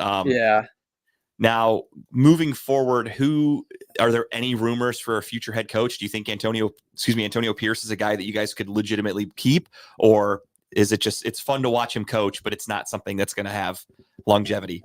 I lean towards the second point, that he's fun to watch, but might not be the answer. But kind of the same thing with Aiden O'Connell. It's kind of his audition. Like these last 5 games is his audition. If he can blow us out of the water and blow the staff out of the water with like a great performance, really well coached team, then hey, maybe he is the coach going into next year. But I personally, I'm a big I wouldn't say a big fan because I've done a ton of research into it, but in my preliminary research, I really like Frank Smith? Yeah, Frank Smith from the Dolphins, because Yeah. he was the Raiders tight end coach, I think, from 2018 to 2020. So he has ties with the organization, and he has been able to, he has been able to be with a great offensive mind in McDaniels, and I think that would be a good step in the right direction to have a younger offensive mind, because Yeah, and Yeah. what they've done down there in Miami with that offense, that's one of those coaching staffs that they're going to start to get poached. Their Oh, teams are going to start taking them away. Mhm. Like that's a worry here in Cleveland. We had the Browns defense was dominant to start the year, and everyone's initial thought was, "Fuck, Jim Schwartz is going to get a head coaching job now." But luckily, the Browns defense have sucked the last couple of weeks, so I don't think that's in any danger of happening anymore. Especially given his age too. But yeah, Yeah, young true. coordinators on young teams that are dominating, like the Dolphins' offense. Those are guys that get poached. So Yeah, definitely gotta definitely. keep an eye on for sure. Yeah. Now, you said quarterback first round next year. I'd have to check. I don't have it off the top of my head. Where are you guys in the draft order right now? If the season ended today, like what are you anticipating your draft pick to be just about? I think right now we're somewhere between like 12 and 15 or something. I don't Okay. remember the exact number, but if I had to guess, I would probably say by the end of the year we'll be like 10 or 9. Okay. I don't really anticipate us winning many games, maybe one more game, honestly. But yeah, and if we're in the top 10, I mean, that at least gets we're up there where we could make a move up, or even just stick and pick and potentially still get a top maybe 3, 4 quarterback, depending on how the rest of the offseason goes. Okay. Now, I know it's really fucking early to even try to do a mock draft or anything like that. However, with that being said, if you guys end up in the top 10, just based off a complete guess of what the top 10 is going to look like, who do you see you ending up with? Like if you guys got Bo Nix, do you like that pick? I do. I purposely have been trying to watch more Bo Nix, Michael Penix Jr., Jaden Daniels, games, because it seems more likely that those might be the names we might be toying around with in the draft. You look into like the second tier quarterbacks, basically. Right. Yeah. Like we're gonna miss out on Caleb and Drake May, but Mhm. those are the three-ish guys that I think are gonna be in the running for our pick. And I don't mind Bo Nix. I have to watch more on him. Obviously, it's still early, but he's definitely got the arm talent. So He's kind of that's older though, isn't he? Isn't he like 24 or something like yeah, that? he is older, but I mean, I'm not too concerned about that, just because quarterbacks, they last a long time, or their careers are normally long if they Yeah. are actually a good quarterback. So And healthy. yeah, Yeah, and healthy, right? And the Exactly. NFL's doing everything that, for whatever reason, this year did not work out that way. But the NFL's trying everything they can to keep quarterbacks healthy. Yeah. Obviously, this year's an anomaly where half the league is missing their quarterbacks. It feels like, Man, everybody's going dude, down. it's wild. Yeah, it is crazy. Like when I saw Trevor Lawrence go down on Monday night, I truly initially, because it was all happened in one quick motion before they showed a replay, I thought like he just broke his ankle. Like he's fucked. He Yeah. can't stand up. Like he's done. He was salty too. He was pissed because his offensive lineman stepped on Yeah, him. he was pissed. He was so fucking mad. And my first thought, was, it's good for Sunday because the Browns play him. I was also like, fuck, dude, another quarterback going down. Like it's already a backup quarterback for the Bengals facing Trevor Lawrence. Then Trevor Lawrence goes down, and then their fucking backup has to come in. Yeah. It's just ugly football. Yeah, that was. Yeah, you I never feel want like- to see that. I feel like the more they try to protect people, though, the more it's starting to be more of a dangerous league, because they're look at how they're trying to stop people from hitting, certain ways. I get why they're trying to stop them, but Yeah. I feel like now you're gonna make me pull back a little bit more, and that in itself could make me get hurt. And that's what's also shown. That's what happens with guys getting ACL injuries and shit like that, because they have put such an emphasis on not hitting above the shoulders. So guys are like, fuck it, I have to go low then. So your only option is to go for the legs. And that's what's like Nick Chubb.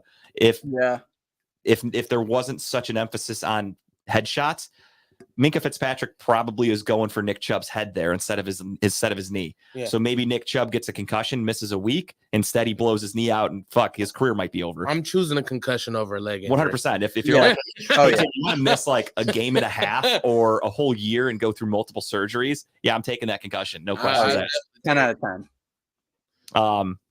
So with that being said, too, with the Raiders' future outlook, stay or go, Davante Adams.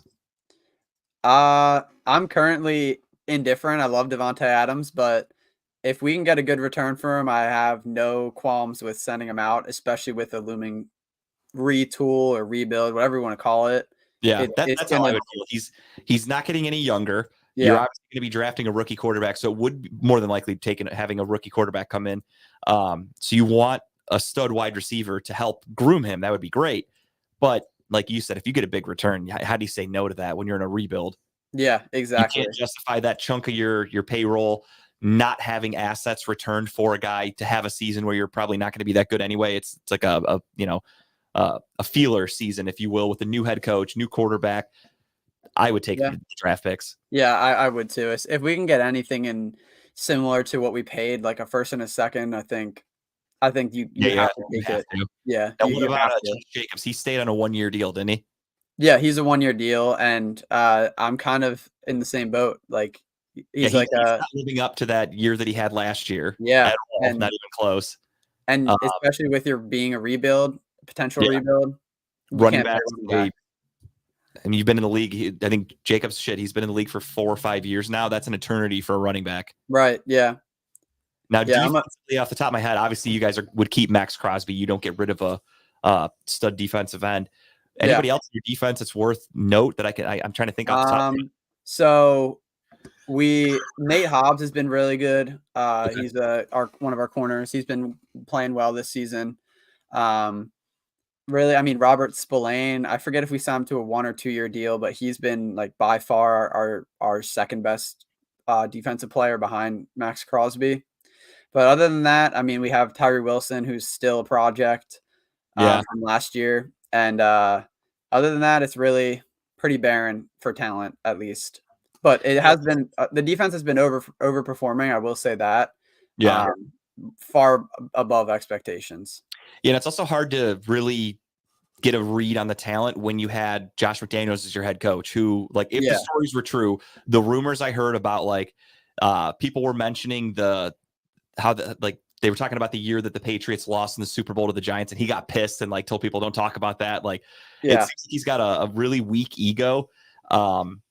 And he's got thin skin. He's just a weird dude. I'm not a fan of him either. So when you guys fired him, that was funny as fuck to me.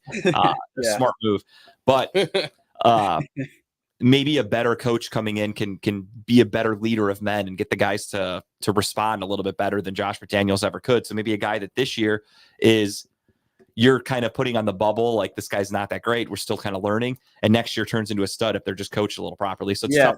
It's hard to really assess the roster until you get a good leader of men in there. I heard the Raiders organization is kind of like shaky though. Well, the owner, do you mean? Or yeah, Mark Davis is he's a trip. We've posted pictures of him in that haircut on here. That dude is something. He's a great director, though. I'll give him that. He sucks. He has no clue how to hire any kind of GM coach combo. Like, he is struck out more times than I can count, and he's just shown the inability to hire a good coach and a good GM. So makes me nervous for the offseason, definitely. But at this point, he just has to get lucky. Yeah. I mean, Gruden wasn't a bad coach. Obviously, all that shit went down with the pipes and stuff, so he had to go. Yeah. I don't think Mike Mayock was a good GM, so him getting the boot, that was a weird hire anyway. You take a guy off TV. Yeah. I always found that to be a little strange, but Gruden was the best coach you guys have probably had in the last 10 years, but wasn't meant to be, I guess you could say, and putting it nicely. Yeah. He kind of forced himself out. So we're looking for a nice, young, offensive-minded head coach. Is your goal a quarterback? You're going full offense then. Yeah. And then we would have to, I would say, hammer defense in every other round, because our defense still does need talent. And our offense, honestly, really isn't bad. Like, we have Michael Mayer is like our tight end of the future, and like our wide receiver core is good, and it'll need like work if we get rid of Devontae, obviously, but our O-line is also fine. But and then running back every time a dozen. So if you lose Josh Jacobs, you could replace him pretty easily. Exactly. Yeah, I wouldn't be too worried about that. you can draft someone in the late rounds, even undrafted free agents, running backs Yeah. we see perform. So Absolutely. Well, that's exciting. Then you got something to look forward to at least a little bit. oh yeah, It makes me feel back to where, you know, the Browns, we haven't, knock on wood, Browns haven't had a head coaching change in a while. This is the longest it's ever been in my lifetime. So it's weird for me to go into this without, I don't have to worry about a head coach. Like for me, I feel like Stefanski and Andrew Berry are not going anywhere. They're not even close to being on a warm seat, let alone a hot seat. So yeah, not even a thought for me. And it feels fucking great. But for you, it's exciting because now you can look at options, but at the same time, that's the one shitty thing about being a fan. And this happened to me 1,000 times as a Browns fan, is you make your own list of guys you want, who you think would be great for the organization, but you have no say. And the owner's going to make, as you said, like Jimmy Haslam's not a fucking great owner either. And Mark Davis is making horrible decisions. So it's like, all right, we should get this guy, but we probably won't. So like in the back of your mind, you just feel like they're going to fuck this up. And that's the shitty feeling is yeah. That is slash Raider is fan. great. That's just is how it is. Yep. Yeah, that is how it is. Got to live with it. So you have all this excitement of like, all right, here's who they should draft. I've got my fucking board ready. I've got my head coaching list ready. And they just do the polar opposite. It's a demoralizing feeling. I've experienced it 1,000 times. Yeah. And I would not be at all surprised if I experienced it yet again this offseason. Unfortunately for me, or for you, I should say, I look forward to that happening because I just plan on roasting you when you guys make Oh, a decision. Oh yeah, I'm sure. It'll be warranted because the organization would have failed again. So Like you could hire probably like the number one coveted like coordinator in the off season, and I would still find a way to just talk shit about it until the game actually happens. I'm just going to keep running my mouth because it's funny to me. oh yeah, It's who I yeah. am as a person, Well, trash talk is always fun. So and I'm consistent. Yeah. I'll give it that. I don't fuck around.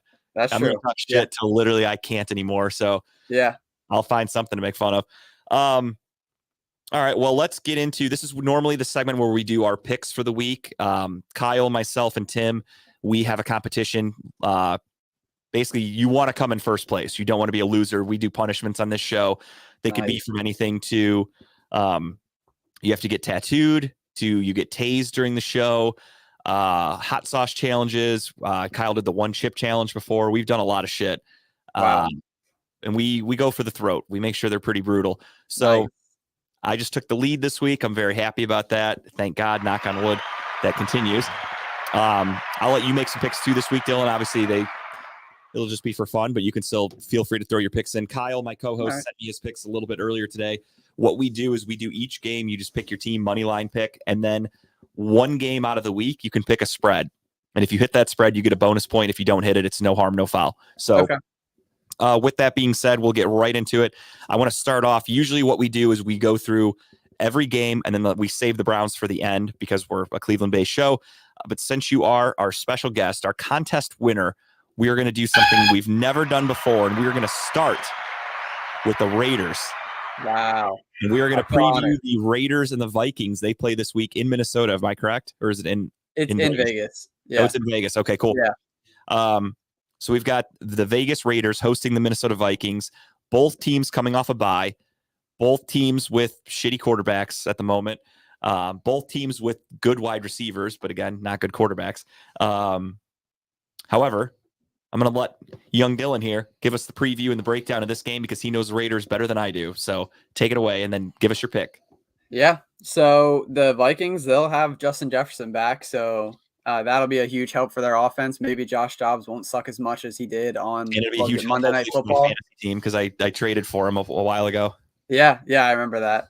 Strictly for this moment, I want him to come back for the playoffs. That's why I Yeah. traded I mean, for it's just in time.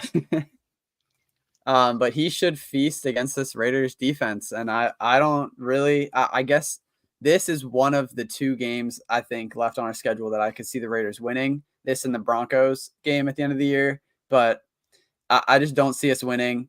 I'm going to take the Vikings. I just think that their offense is better than our defense is. And Skull. yeah, Skull Vikings. No, I'm with you on that. I was planning on taking the Vikings as well because I think Kevin O'Connell's a really good coach. Yeah. What he's done with that team. And then obviously you have Brian Flores as the defensive coordinator, what he's done with that defense. Going into the year, I thought the Vikings defense was going to be garbage, like one of the worst in football. And they haven't been great by any stretch, but they've been way better than I thought. And it's very similar to the Browns, where they're not going to make any splashes, but they are still in contention for a playoff spot. So I think the Vikings are playing for a little bit more than the Raiders. So Yeah, they want more. They've had an extra week to prepare. And as you said, you got Justin Jefferson back, and I feel like you really can't go wrong with Justin Jefferson on your team. Anybody can just throw the ball up, and that dude's got a really good chance of catching it. So Yeah. in basically a 50-50 split of which team I would pick, normally I would take the home team, but because of Justin Jefferson, I would go with the Vikings. Yeah, that's fair. And Tim likes to make his picks by using sound effects of the team. Sometimes you get a Viking horn, sometimes you get an animal noise, and I love every second of it. Nice. And let me see who Kyle took. Kyle also took Minnesota. So we have a clean sweep of Minnesota this week. Wow. Go Vikings, I guess. Yeah. And the spread is currently I'm not touching this. Minnesota -3, in case you want. I have my spread picked out, so I didn't know if you wanted Not one. touching that Okay, spread. nor would I. No. All right, and now we will get back to the regular schedule in order. And Thursday night football, we've got the really fucking shitty, garbage, worst Thursday night football game of all time, probably. This one's really bad. We have the New England Patriots going into Pittsburgh. Mitch Trubisky against Bill Belichick. That's like, oh, you can't even hype up anybody on the Patriots. I'll start here. I am going to go with I want to go with the Steelers because they're the home team, and I'm like, they're going to create some turnovers because they're probably starting Bailey Zappi at quarterback, whoever the fuck. And the Patriots defense is good, but Mitch Trubisky also sucks, so they could create some turnovers. So it's really a double-edged sword. The spread is Pittsburgh -6, which I kind of thought was high as fuck. Like there was a part of me that wanted to take New England +6, but I'm not touching this one because this game is ugly as shit, and I really don't know which direction it's going to go. So just strictly money line purposes, I'm going to go Pittsburgh because they're the home team. This is truly a 50-50 game. I have no idea who's going to win. I am just taking the home team, so I'm going Pittsburgh. I am taking Pittsburgh as well. Yep, clean sweep. Pittsburgh for me as well. Clean sweep. That's dangerous. Whenever there's a clean sweep, it usually goes really badly. Bad, Yeah. If you look at the paper from last week, it's like, okay, we all took Kansas City, lost. We all took Jacksonville. We all took Cleveland, fucking lost. We all took Pittsburgh. Every clean sweep we had was a fucking loss for everybody. That's insane. But yeah, no, I have to do it. I hate picking Pittsburgh. I hope they lose, of course, but I just can't. I also think that, as we said earlier, I think the Patriots are tanking, and they just don't have any interest in winning the game. It could be like, you could throw it up, Tim. I forgot about that. I have the bet stamp for my bet of the week. So one of our sponsors, Bet Stamp, they have an app where I've told everybody about it before. You go on there, you can look up damn near any bet you want. It's going to show you the best odds. It'll tell you which app is going to give you the most money. So this week, I should say, I decided to go with the Pittsburgh Steelers and the New England Patriots under. Right now, the total is 30, and I'm taking that under. I could see this game barely hitting double digits. Like, honestly, like a 6-3 Pittsburgh win. These offenses suck, and these defenses are both pretty good. So I rolled with the under. And it says, I think Betfred is the app that it wants me to use, if I'm not mistaken, on there. And with that, if you make that bet of $20, I think you win, like, I gotta find it on my phone here. I can't see it on the screen. It's a little. It doesn't say the name. Okay, yeah, so I got it here. Oh, so yeah, Betfred. yeah, so on the app Betfred, if you bet $20, you win $18.20. So it's -110. It's not quite getting your money back, but it's not that far off. So I'd be willing to throw some cash down on that. So I already did. I'm getting it now before Vegas makes it even lower because I think 30 is too high. So I took the under, and again, -110 if you go on Betstamp, or if you go on Betfred, and I used Betstamp to find that. So check it out today. Go to Expert Elite. It is signupexpert.com/TBB. You were close. You got me there, Tim. But go to signupexpert.com/TBB, and what you're going to do is it's going to show you every app that's available in your area, whether you're from Ohio, you're from Pennsylvania, you're from Jersey, you're from fucking California. It doesn't matter. It's going to show you all the apps that you are eligible for, and it's going to tell you all the bonus bets you can get. And if you use that link, That's cool for me because that's my affiliated link. So do that. So yeah, I'm taking Pittsburgh and I'm taking the under. Next up, we've got the Buccaneers at the Falcons in a battle of the shitty NFC South. Oh, And this one is basically a pick 'em. Vegas has it as Atlanta -1.5. So even Vegas doesn't know who to pick here. Atlanta's defense is pretty good, but their offense is trash. And then you have Tampa Bay with Baker Mayfield, and I can't get a read on that team. 1 week they'll score 30 points. The next week they'll score 10. I can't get a read on that team. It's just that's who Baker Mayfield is as a quarterback. So, this one's tough. Late in the season, Baker tends to spike up a little bit, just a little bit. With that being said, I'm still taking the Falcons. It's tough though because I'd have to double check the records, but you've got Tampa Bay is 5-7, Atlanta 6-6. So that division is wide open. So this game is basically if Atlanta wins, they're going to go up another game over Tampa Bay, almost eliminate Tampa, and vice versa. If Tampa wins, they're right in the fucking thick of things for the division. So kind of a must-win game for Tampa Bay. That means Baker Mayfield's going to have to put the game on his shoulders. And when he does that, he typically goes south. It's had too much pressure, yeah. Way too much pressure. Baker Mayfield's just not a very good quarterback. With that being said, give me the home team. Give me the Dirty Birds. Give me the Falcons. You as well? no, I'm going to go with the Bucks. The cost. I was thinking Tim. I was asking Tim. Dude, Tim's going Atlanta. Kyle took Tampa Bay. And you too, Dylan, huh? Yep. All right, Tampa Bay, a couple of Baker bros, Kyle and Dylan. But Yeah. I couldn't do it. I got to go Atlanta. I've seen enough out of Baker this year. I'm riding with you, Dub. Yeah, and shout out to Dub. That's Dub's favorite team. He's from Atlanta. He's a diehard Atlanta sports fan, all the way down to the Hawks, and that takes balls to be a Hawks fan. So I'll give him credit on that too. The Hawks, they were good for a little bit, and then they ran into LeBron. And that happened to a lot of franchises that ran into LeBron James. LeBron James ruined so many teams that were actually pretty fucking good. The Wizards were really good.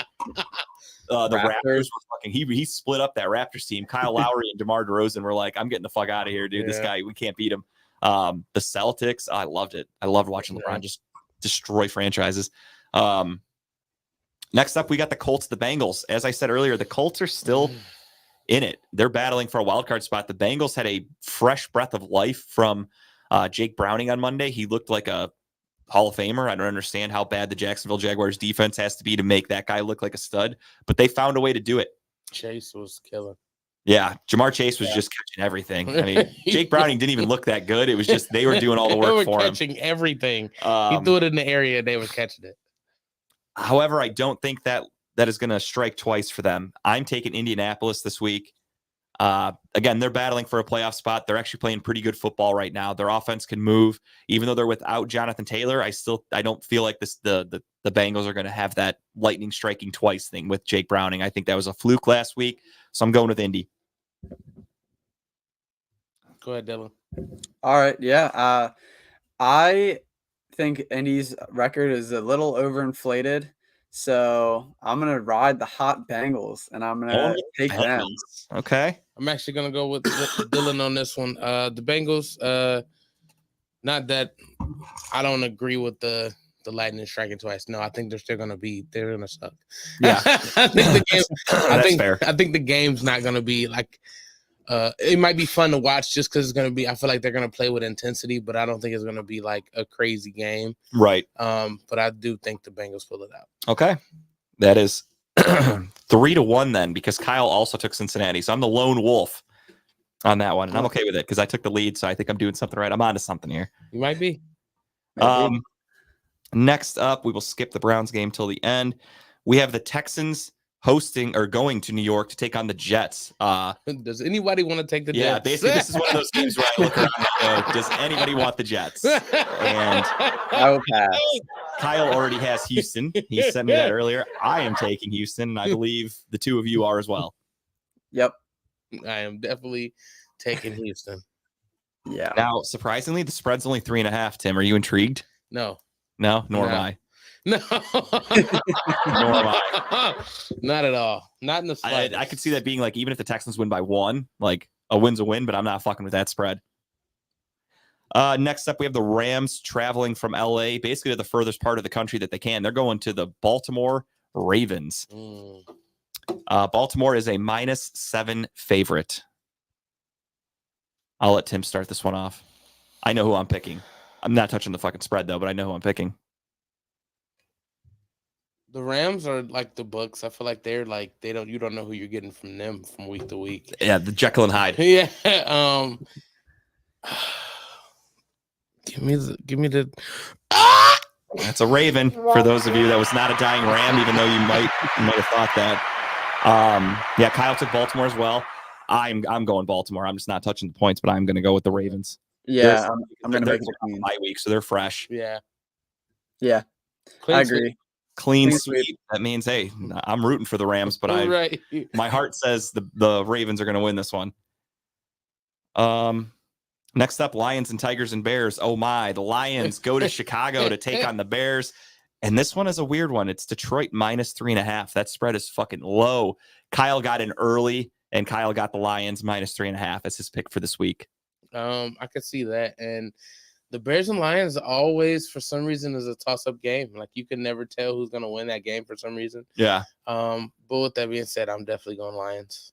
Yeah, me too. I mean, the Lions are fighting for, I don't think they have a chance in hell at getting it, but they're in contention for the 1 seed in the NFC. But again, Dan Campbell's going to fuck something up with this. But this game against the Bears, you can afford to fuck that up because the Bears are one of the worst teams in football. So even with Justin Fields back, even with them, I think they're coming off a bye week also. I don't think it's going to matter. Give me the Lions. Yeah, I'm also going to go with the Lions. I toyed with the idea of taking the Bears +3.5.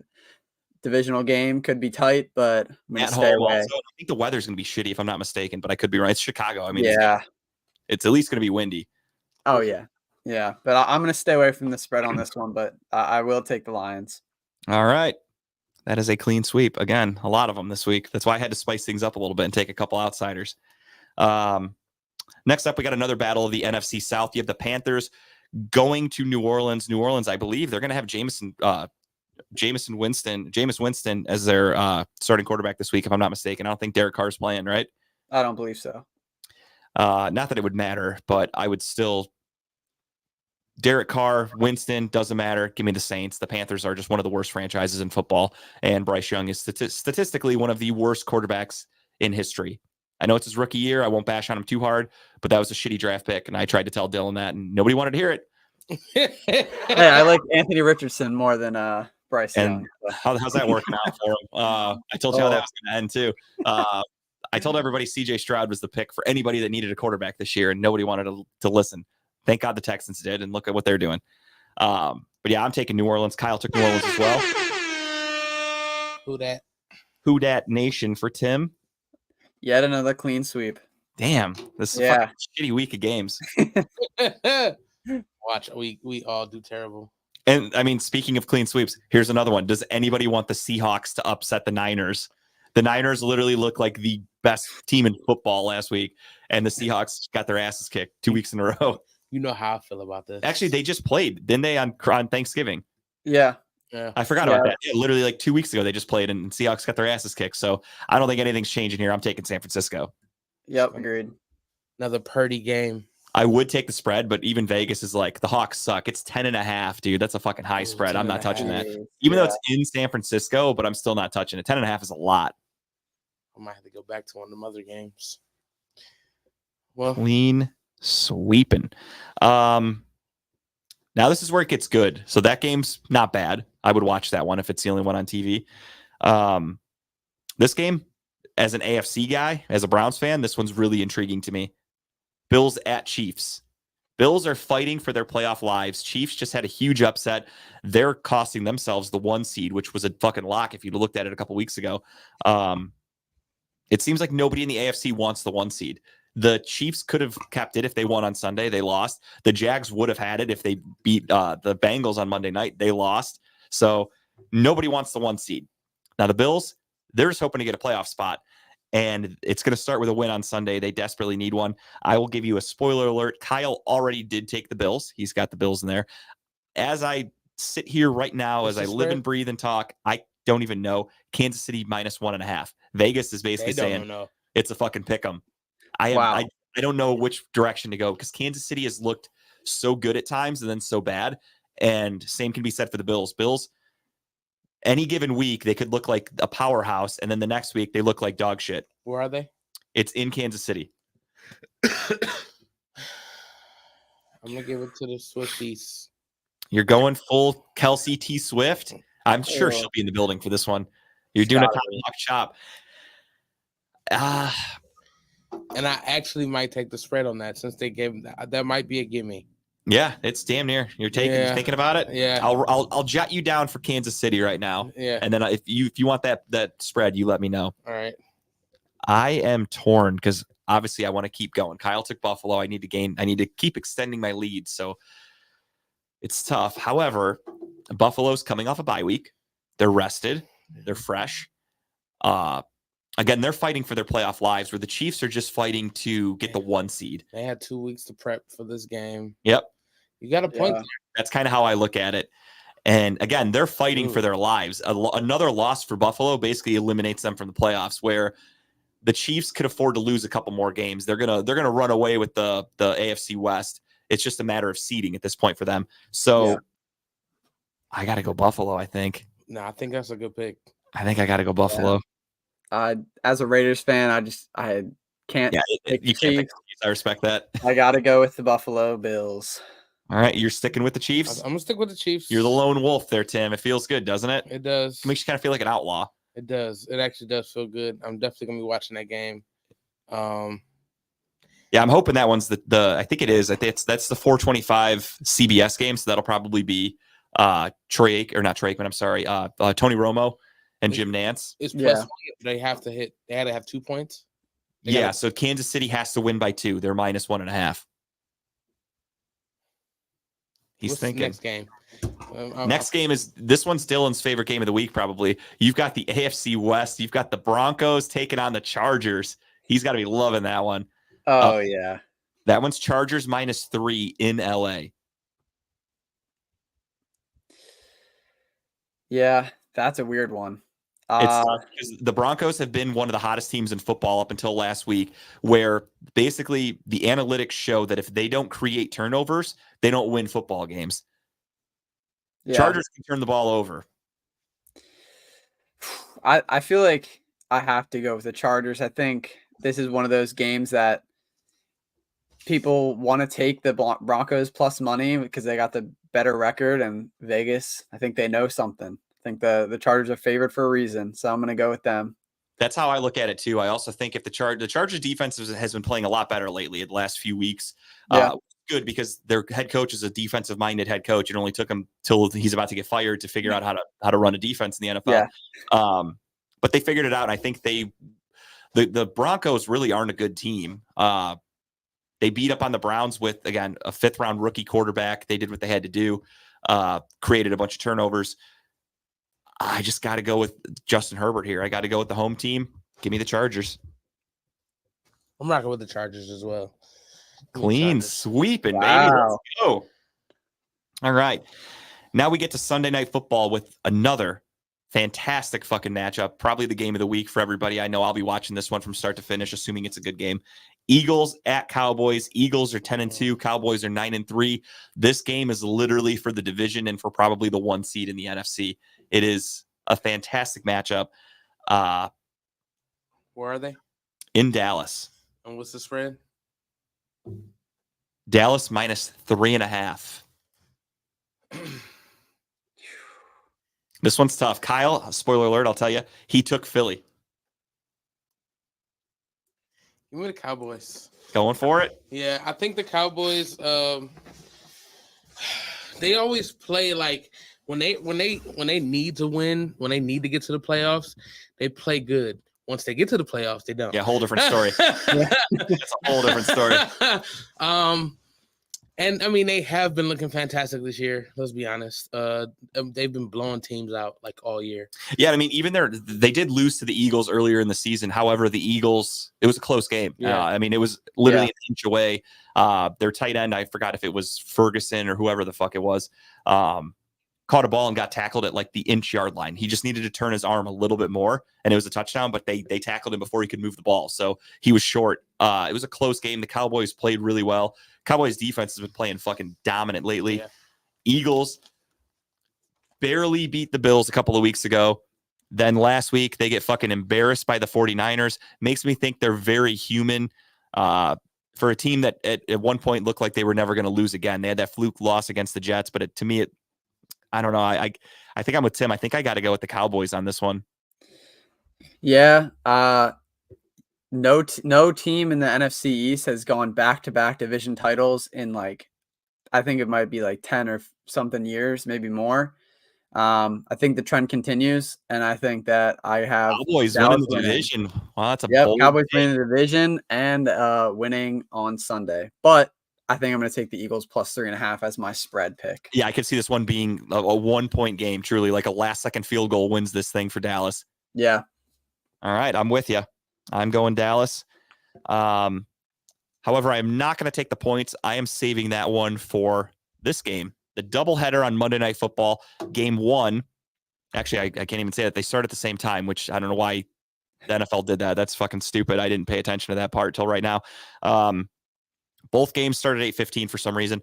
Packers at the Giants is the first one listed, at least. So I'm going to go with the Packers. I'm taking their points minus 6.5. I think they win by more than a touchdown in this game because the Giants are hot garbage. And the Packers have shown over the last few weeks that they can score. It's in New York, but they're from Green Bay, so the cold weather is not going to affect them. Being a night game in December in New York, I don't think that's going to play a factor at all. The Giants have officially announced that Danny DeVito is their starting quarterback going forward. They are not switching back to Tyrod Taylor, so DeVito can literally barely score a touchdown every week. So I am going to go with the Packers here, who have been playing really well lately, and they are a surprise sleeper team to make the playoffs. I'm going with Green Bay minus 6.5. I agree with the Green Bay pick. I think that they're going to dominate this game. Now, Kyle also took Green Bay. Tim is coming back from the bathroom right now. He had to take himself a little leak. I respect that. That's what we do here. We fill in. I have a feeling Tim's going Green Bay. Green Bay and the Giants. Yeah, I took Green Bay minus 6.5. I'm taking the points on that one. I think Green Give Bay. me that Kobe back. That Kobe Jack cheese. Colby Jack cheese, baby. He's a cheesehead. Let's go Green Bay. Clean sweeping for everybody. I feel like that's a pretty simple pick there. The Giants suck ass. Yeah. This game will also be a clean sweep. However, the spread is a fucking wide one. Titans go to the Dolphins. Also Monday Night Football. 2 Monday Night Football games this week. Kind of cool that they're doing that, but they both start at 8:15, so it's kind of stupid in that aspect. But I guess they're on different channels. So you got ABC and ESPN, so I'll be switching back and forth. Yeah. Titans go to Miami. Miami minus 13, which they could easily win by 2 touchdowns. No Yeah. problem. But I'm not touching that fucking spread because it could rain. Anything's possible. I'm not touching it. But I am going to take the Dolphins in a no-brainer pick. Yep. No brainer pick. Dolphins. That was Tim's dolphin noise. I love it. I respect it. You guys couldn't see it, but he was doing a little dolphin dance behind the camera there. I loved it. It was perfect. So thank you for that. And that is now. Do you want to go back and take any of those spreads, or do you want to save it for the Browns possibly? No, I'm actually gonna go with the Kansas City spread. You are doing it. Okay. I feel like if they're gonna win, they have to win. True. So, yeah, I'm gonna take the what I hope is a gimme. All right. Kansas City minus 1.5 for Tim. I am going Green Bay minus 6.5. Kyle's going Lions minus 3.5. And Dylan is you were taking the Cowboys, right? I was taking the Eagles plus The 3.5. Eagles plus 3.5. Sorry. Yeah. All right. We are down to our last game, and that is, of course, the Browns hosting Jake's favorite team, the Jacksonville Jaguars. However, they are probably going to be without their boy Sunshine at quarterback. I just don't see him coming back from a high ankle sprain in less than a week because their game was on Monday night, which was also a good thing for the Browns. They're playing on a short week. They've got a banged up quarterback. They looked like complete dog shit against Jake Browning. The Browns defense, for whatever reason, is really, really good at home. It sucks on the road, but they are damn good at home. And the weather, the factors leading into this game are playing right into the Browns' favor. As I said last week with the Rams game, Joe Flacco just needs to not turn the ball over. The number one key to that game. don't turn the ball over. The Browns were in it in a one-possession game until Joe Flacco turned the ball over, and that's what turned everything around. So if he can control the ball, the Jacksonville Jaguars had on paper and statistically, their defense was pretty damn good going into that Monday night game, but they got kind of bullied by Cincinnati. And I'm hoping the Browns can continue with that success. The Browns have a pretty good offensive line. If we can establish the run game a little bit, I think that opens up the offense more. However, I'm a little worried about Amari Cooper. He left the game with an injury in Los Angeles, and I haven't heard one word of an update on him. Obviously, today is only Wednesday, so hopefully we hear more. But without Cooper, that makes things really tough for the Browns. But our run game is good. Our defense should play really well. We get Denzel Ward back, it's looking like. So I am taking the Cleveland Browns this Sunday to win and to get themselves one step closer to the playoffs. What did Kyle say down there, Tim? He just put a comment in. I can't read it. He said he hates what he picked. Yeah, he took Jacksonville. Kyle's a traitor. I will say that now. He has been down in Florida for just 2 days now, and he thinks he's a Floridian, and he is taking Florida teams. So he went full Florida man, and he took Jacksonville. He took Tampa Bay. He took Miami. He took all the Florida teams, and I don't like it one bit. But I'm going with Cleveland. Kyle's going with Jacksonville. That's why I'm making the comeback in these picks, and Kyle is falling down into the sewer because I know what the fuck I'm talking about. Go Cleveland. I'm taking the Browns. I'm taking my home team, Jags. yeah, I told you. He's a Florida guy now. Dylan? I'm taking Duval. All right, he's going Jacksonville. He's only doing that because his friend Jake. But I'm going to talk so much shit on Sunday. Make sure your guys' phones are fully charged and the ringers are turned on because I am going to be a nightmare to deal with, especially if we lose. Boy, it's going to be tough for you guys. Let me just tell you that right now. Actually, either way, if we win, I'm going to be fucking outrageous. And if we lose, I'm going to be really outrageous. I just don't think Stefanski loses again. I don't think so either. Stefanski's record after a loss was phenomenal. Like, it was one of the best in NFL history. And we're now on a 2-game losing streak, which doesn't happen often.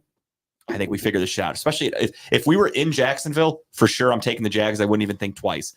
But there's a chance we're facing CJ Beathard and we're doing it in Cleveland, or it's a one-legged Trevor Lawrence in Cleveland with this defense, with Denzel Ward back. Browns all day. Give me the Brownies. Browns. What's the spread? Cleveland -3. We're favored by 3 right now. Interesting. I'm gonna stick. However, that's because there's no Trevor Lawrence news. So obviously, if you think Trevor Lawrence is going to play, now's the time to take the Jags +3 because you're not going to get plus money. If they announce Trevor Lawrence is playing, that spread's going to flip instantly. So if anybody's out there thinking Trevor Lawrence is playing, take that bet right now before that spread flips. What did Kyle say? Who wants to see the records? Oh, Tim will post that happily. 124 and 72 for me. 123, that's less than 124, and 74 for Kyle. Tim, 119 and 79. He's creeping up. Now, again, these scores are a little up and down because we do the extra bonus picks, so it's not all going to be even with the losses and wins and shit, but I keep track of it every week. I do it in this notebook by hand. I don't fuck around. I keep it all there. If anyone wants to audit me, you can. I have it all. Kyle, you had a nice lead too, man. Yeah, dude, he was up by like 4 or 5 games just a few weeks ago, and I fucking took that shit over. So it was all good just a week ago. Yep, that's what I do. That's what I do. All right. Well, with that being said, we are done with picks, and we are at everyone's favorite segment, and that is just the tip. That is where we tell you what we want you to watch or read or see. Tim does comedy shows. I usually do books or movies or something like that. Kyle does podcasts, books, whatever. It's all over the place. That's what we do here. It's fun. We're going to let my man Tim start us off. Tim, what do you got for the people? So I actually have 2. I don't have my second flyer. He's double tipping this week. I am double tip. I'll allow it. DP. My first tip, let me take down the picture for the first tip because the first tip I do want to promote, solo, which I should have did last week too. But so we're doing a show at Dakota. It's another hip hop show. Shout out to my homie Power Naps. I always call him Super Naps because I don't know why. It's just hilarious. But Power Naps and his crew basically is putting on a hip hop show. And I mean, he do this several years. I mean, he does this a lot. And he brings in DJs, he brings in artists, brings in comedians. And I happen to be one of the comedians that's kind of part of the squad.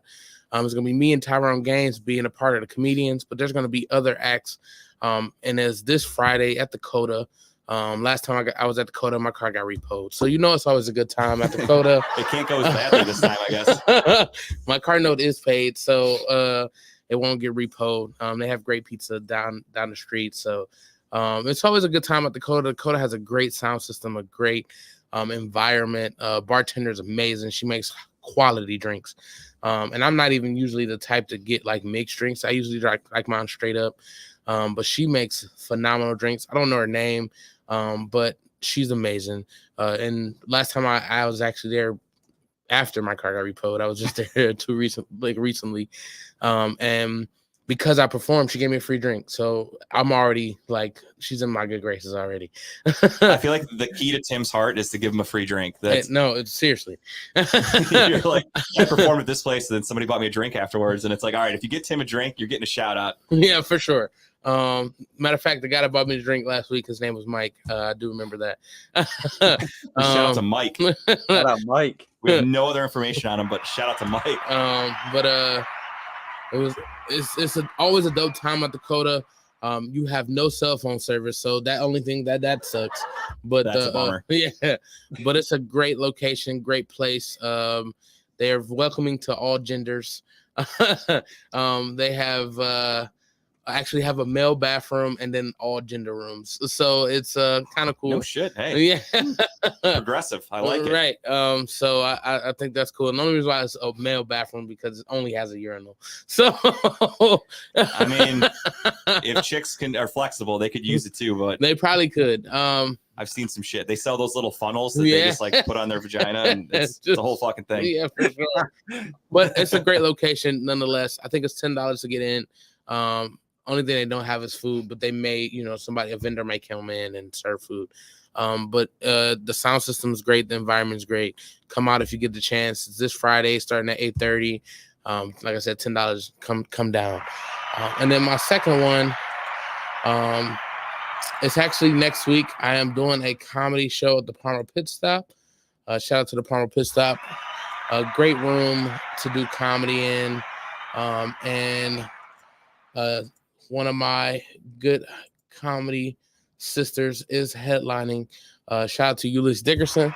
That's it's right across the street from Walgreens, right by us. Yep, right across the I've street. been there. That's not far from me. When is this show? It's next Thursday. Next Thursday. Next Thursday, show starts at 7:30. I am a part of the lineup, so I'm excited about that. It's gonna be me, Travis Brown, Stephen Prince, headlined by Ulysses Dickerson. Usually, always a great crowd. When you find rooms to do comedy in, you gotta kind of hold them near and dear to your heart. And Palmer Pit Stop, even the open mic nights are pretty good. The people are coming to watch comedy, and you can get your rocks off in a room like that. I really enjoyed every time I've been there, even as a spectator. Usually the crowd's pretty welcoming. The bar's pretty nice. They actually have cheap drinks. Like I think a shot of like Crown is like $3.75. That's not bad at all. No, it's fucking phenomenal, dude. Yeah, no, I'll double down with what Tim said because back in the day I used to dabble in stand up also, and the first place I ever performed at, I used to go to this place. I don't even know if it's still open. Touch Supper Club. Yeah, over by the West Side Market. Not familiar, but. So I never heard of it till I saw the open mic night, and I went there and performed a couple times, and it closed down, and they don't host open mics anymore. So, like you said, yeah, if you find a good room, it's awesome, but they come and go so fucking often. Yeah, they do. It's bad. It's been going strong. Shout out to Nancy Abraham for putting this on. Going nice and strong. And next Thursday it's gonna be a show. Hell yeah! Is it free? It is free. Yes, it is free. Yeah, it's a free show. Not that I'm cheap, but that is right down the street from me, so I could probably swing by. I just didn't know if I had to get a ticket or anything. No, it's a free show. They do suggest you reserve a table, okay, because it does fill up quick. It'll really? be all standing room. Okay, and I do not want to see Tara having a fit She's Dang. pregnant, so she can stand. That's Yeah. it makes her stronger. And then I'll stand in front of her and I'll talk her too, because that's the kind of guy that I am. It's gonna be a good time. All the comedians on here are pretty fun. I love Travis's style. His style is it's funny. Like he's not like the guy that's gonna hit you with a whole bunch of zingers, but his storytelling I think is pretty good. Like you as you're going through it, you're listening to it, it's captivating enough. Like Okay. I think he has a good style. Stephen Prince, he's been doing comedy for a while. He hosts a lot of rooms, this being one of them. I actually have another show with him on the 21st. Okay. Which I will obviously be talking about next week. Yeah, I'm like 99% sure that I'm free next Thursday too, so that's awesome. Great. It'd be a great time. Great I'll to be see. in touch. Yeah. Right. But that's my tips. Fuck yeah. And DP. then next up, young Dylan is going to tell you guys what he wants you to check out this week or whenever. It took him about 15 years to check it out himself, but no. Here is Dylan's tip this week.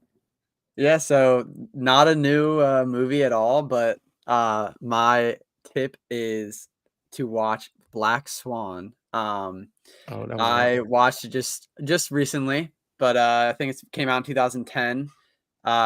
It's definitely a little bit weird. It's about a ballet performer who basically is attempting to get the lead role in an upcoming ballet where there's like a black swan and I think it's black swan and white swan, and like one's like the good versus evil. It's kind of like the the age old you gotta fight the dark and like stay towards the light kind of thing. But yeah, it's kind of like a mind bender.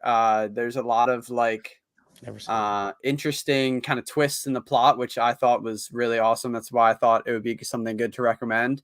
I'm a big plot twist guy, so that's partially why I liked it. But also because it was a story about Nina is the main character that you see on the screen there.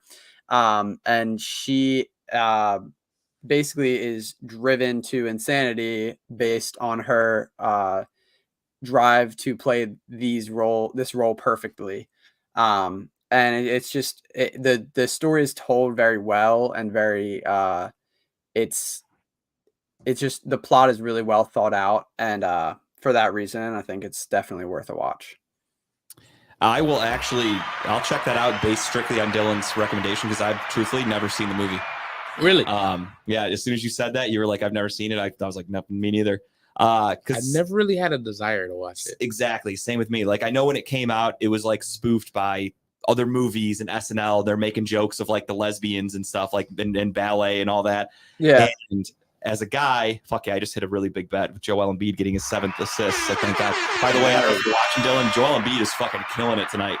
What does he have? What's the stat line like? It's 120, 113 Sixers. With 3 minutes to go, he has 43 points, 12 rebounds, 7 assists. I had him at over 7 assists, so I just hit that. He's huge.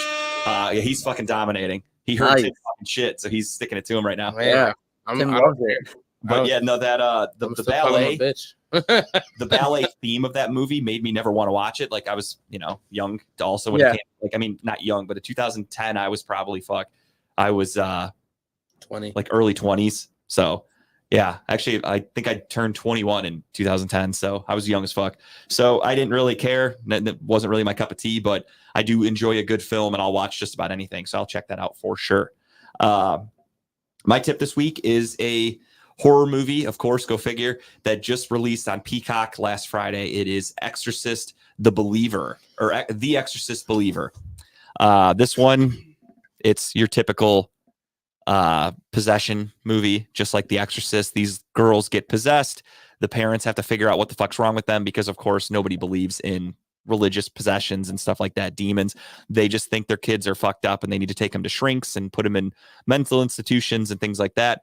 It's a different spin on the original. It has some cameos of people from the original movie, no spoilers, but really cool to see that if you're a fan of the original Exorcist, which I am. I think it's a classic. Fun movie, different take on it a little bit.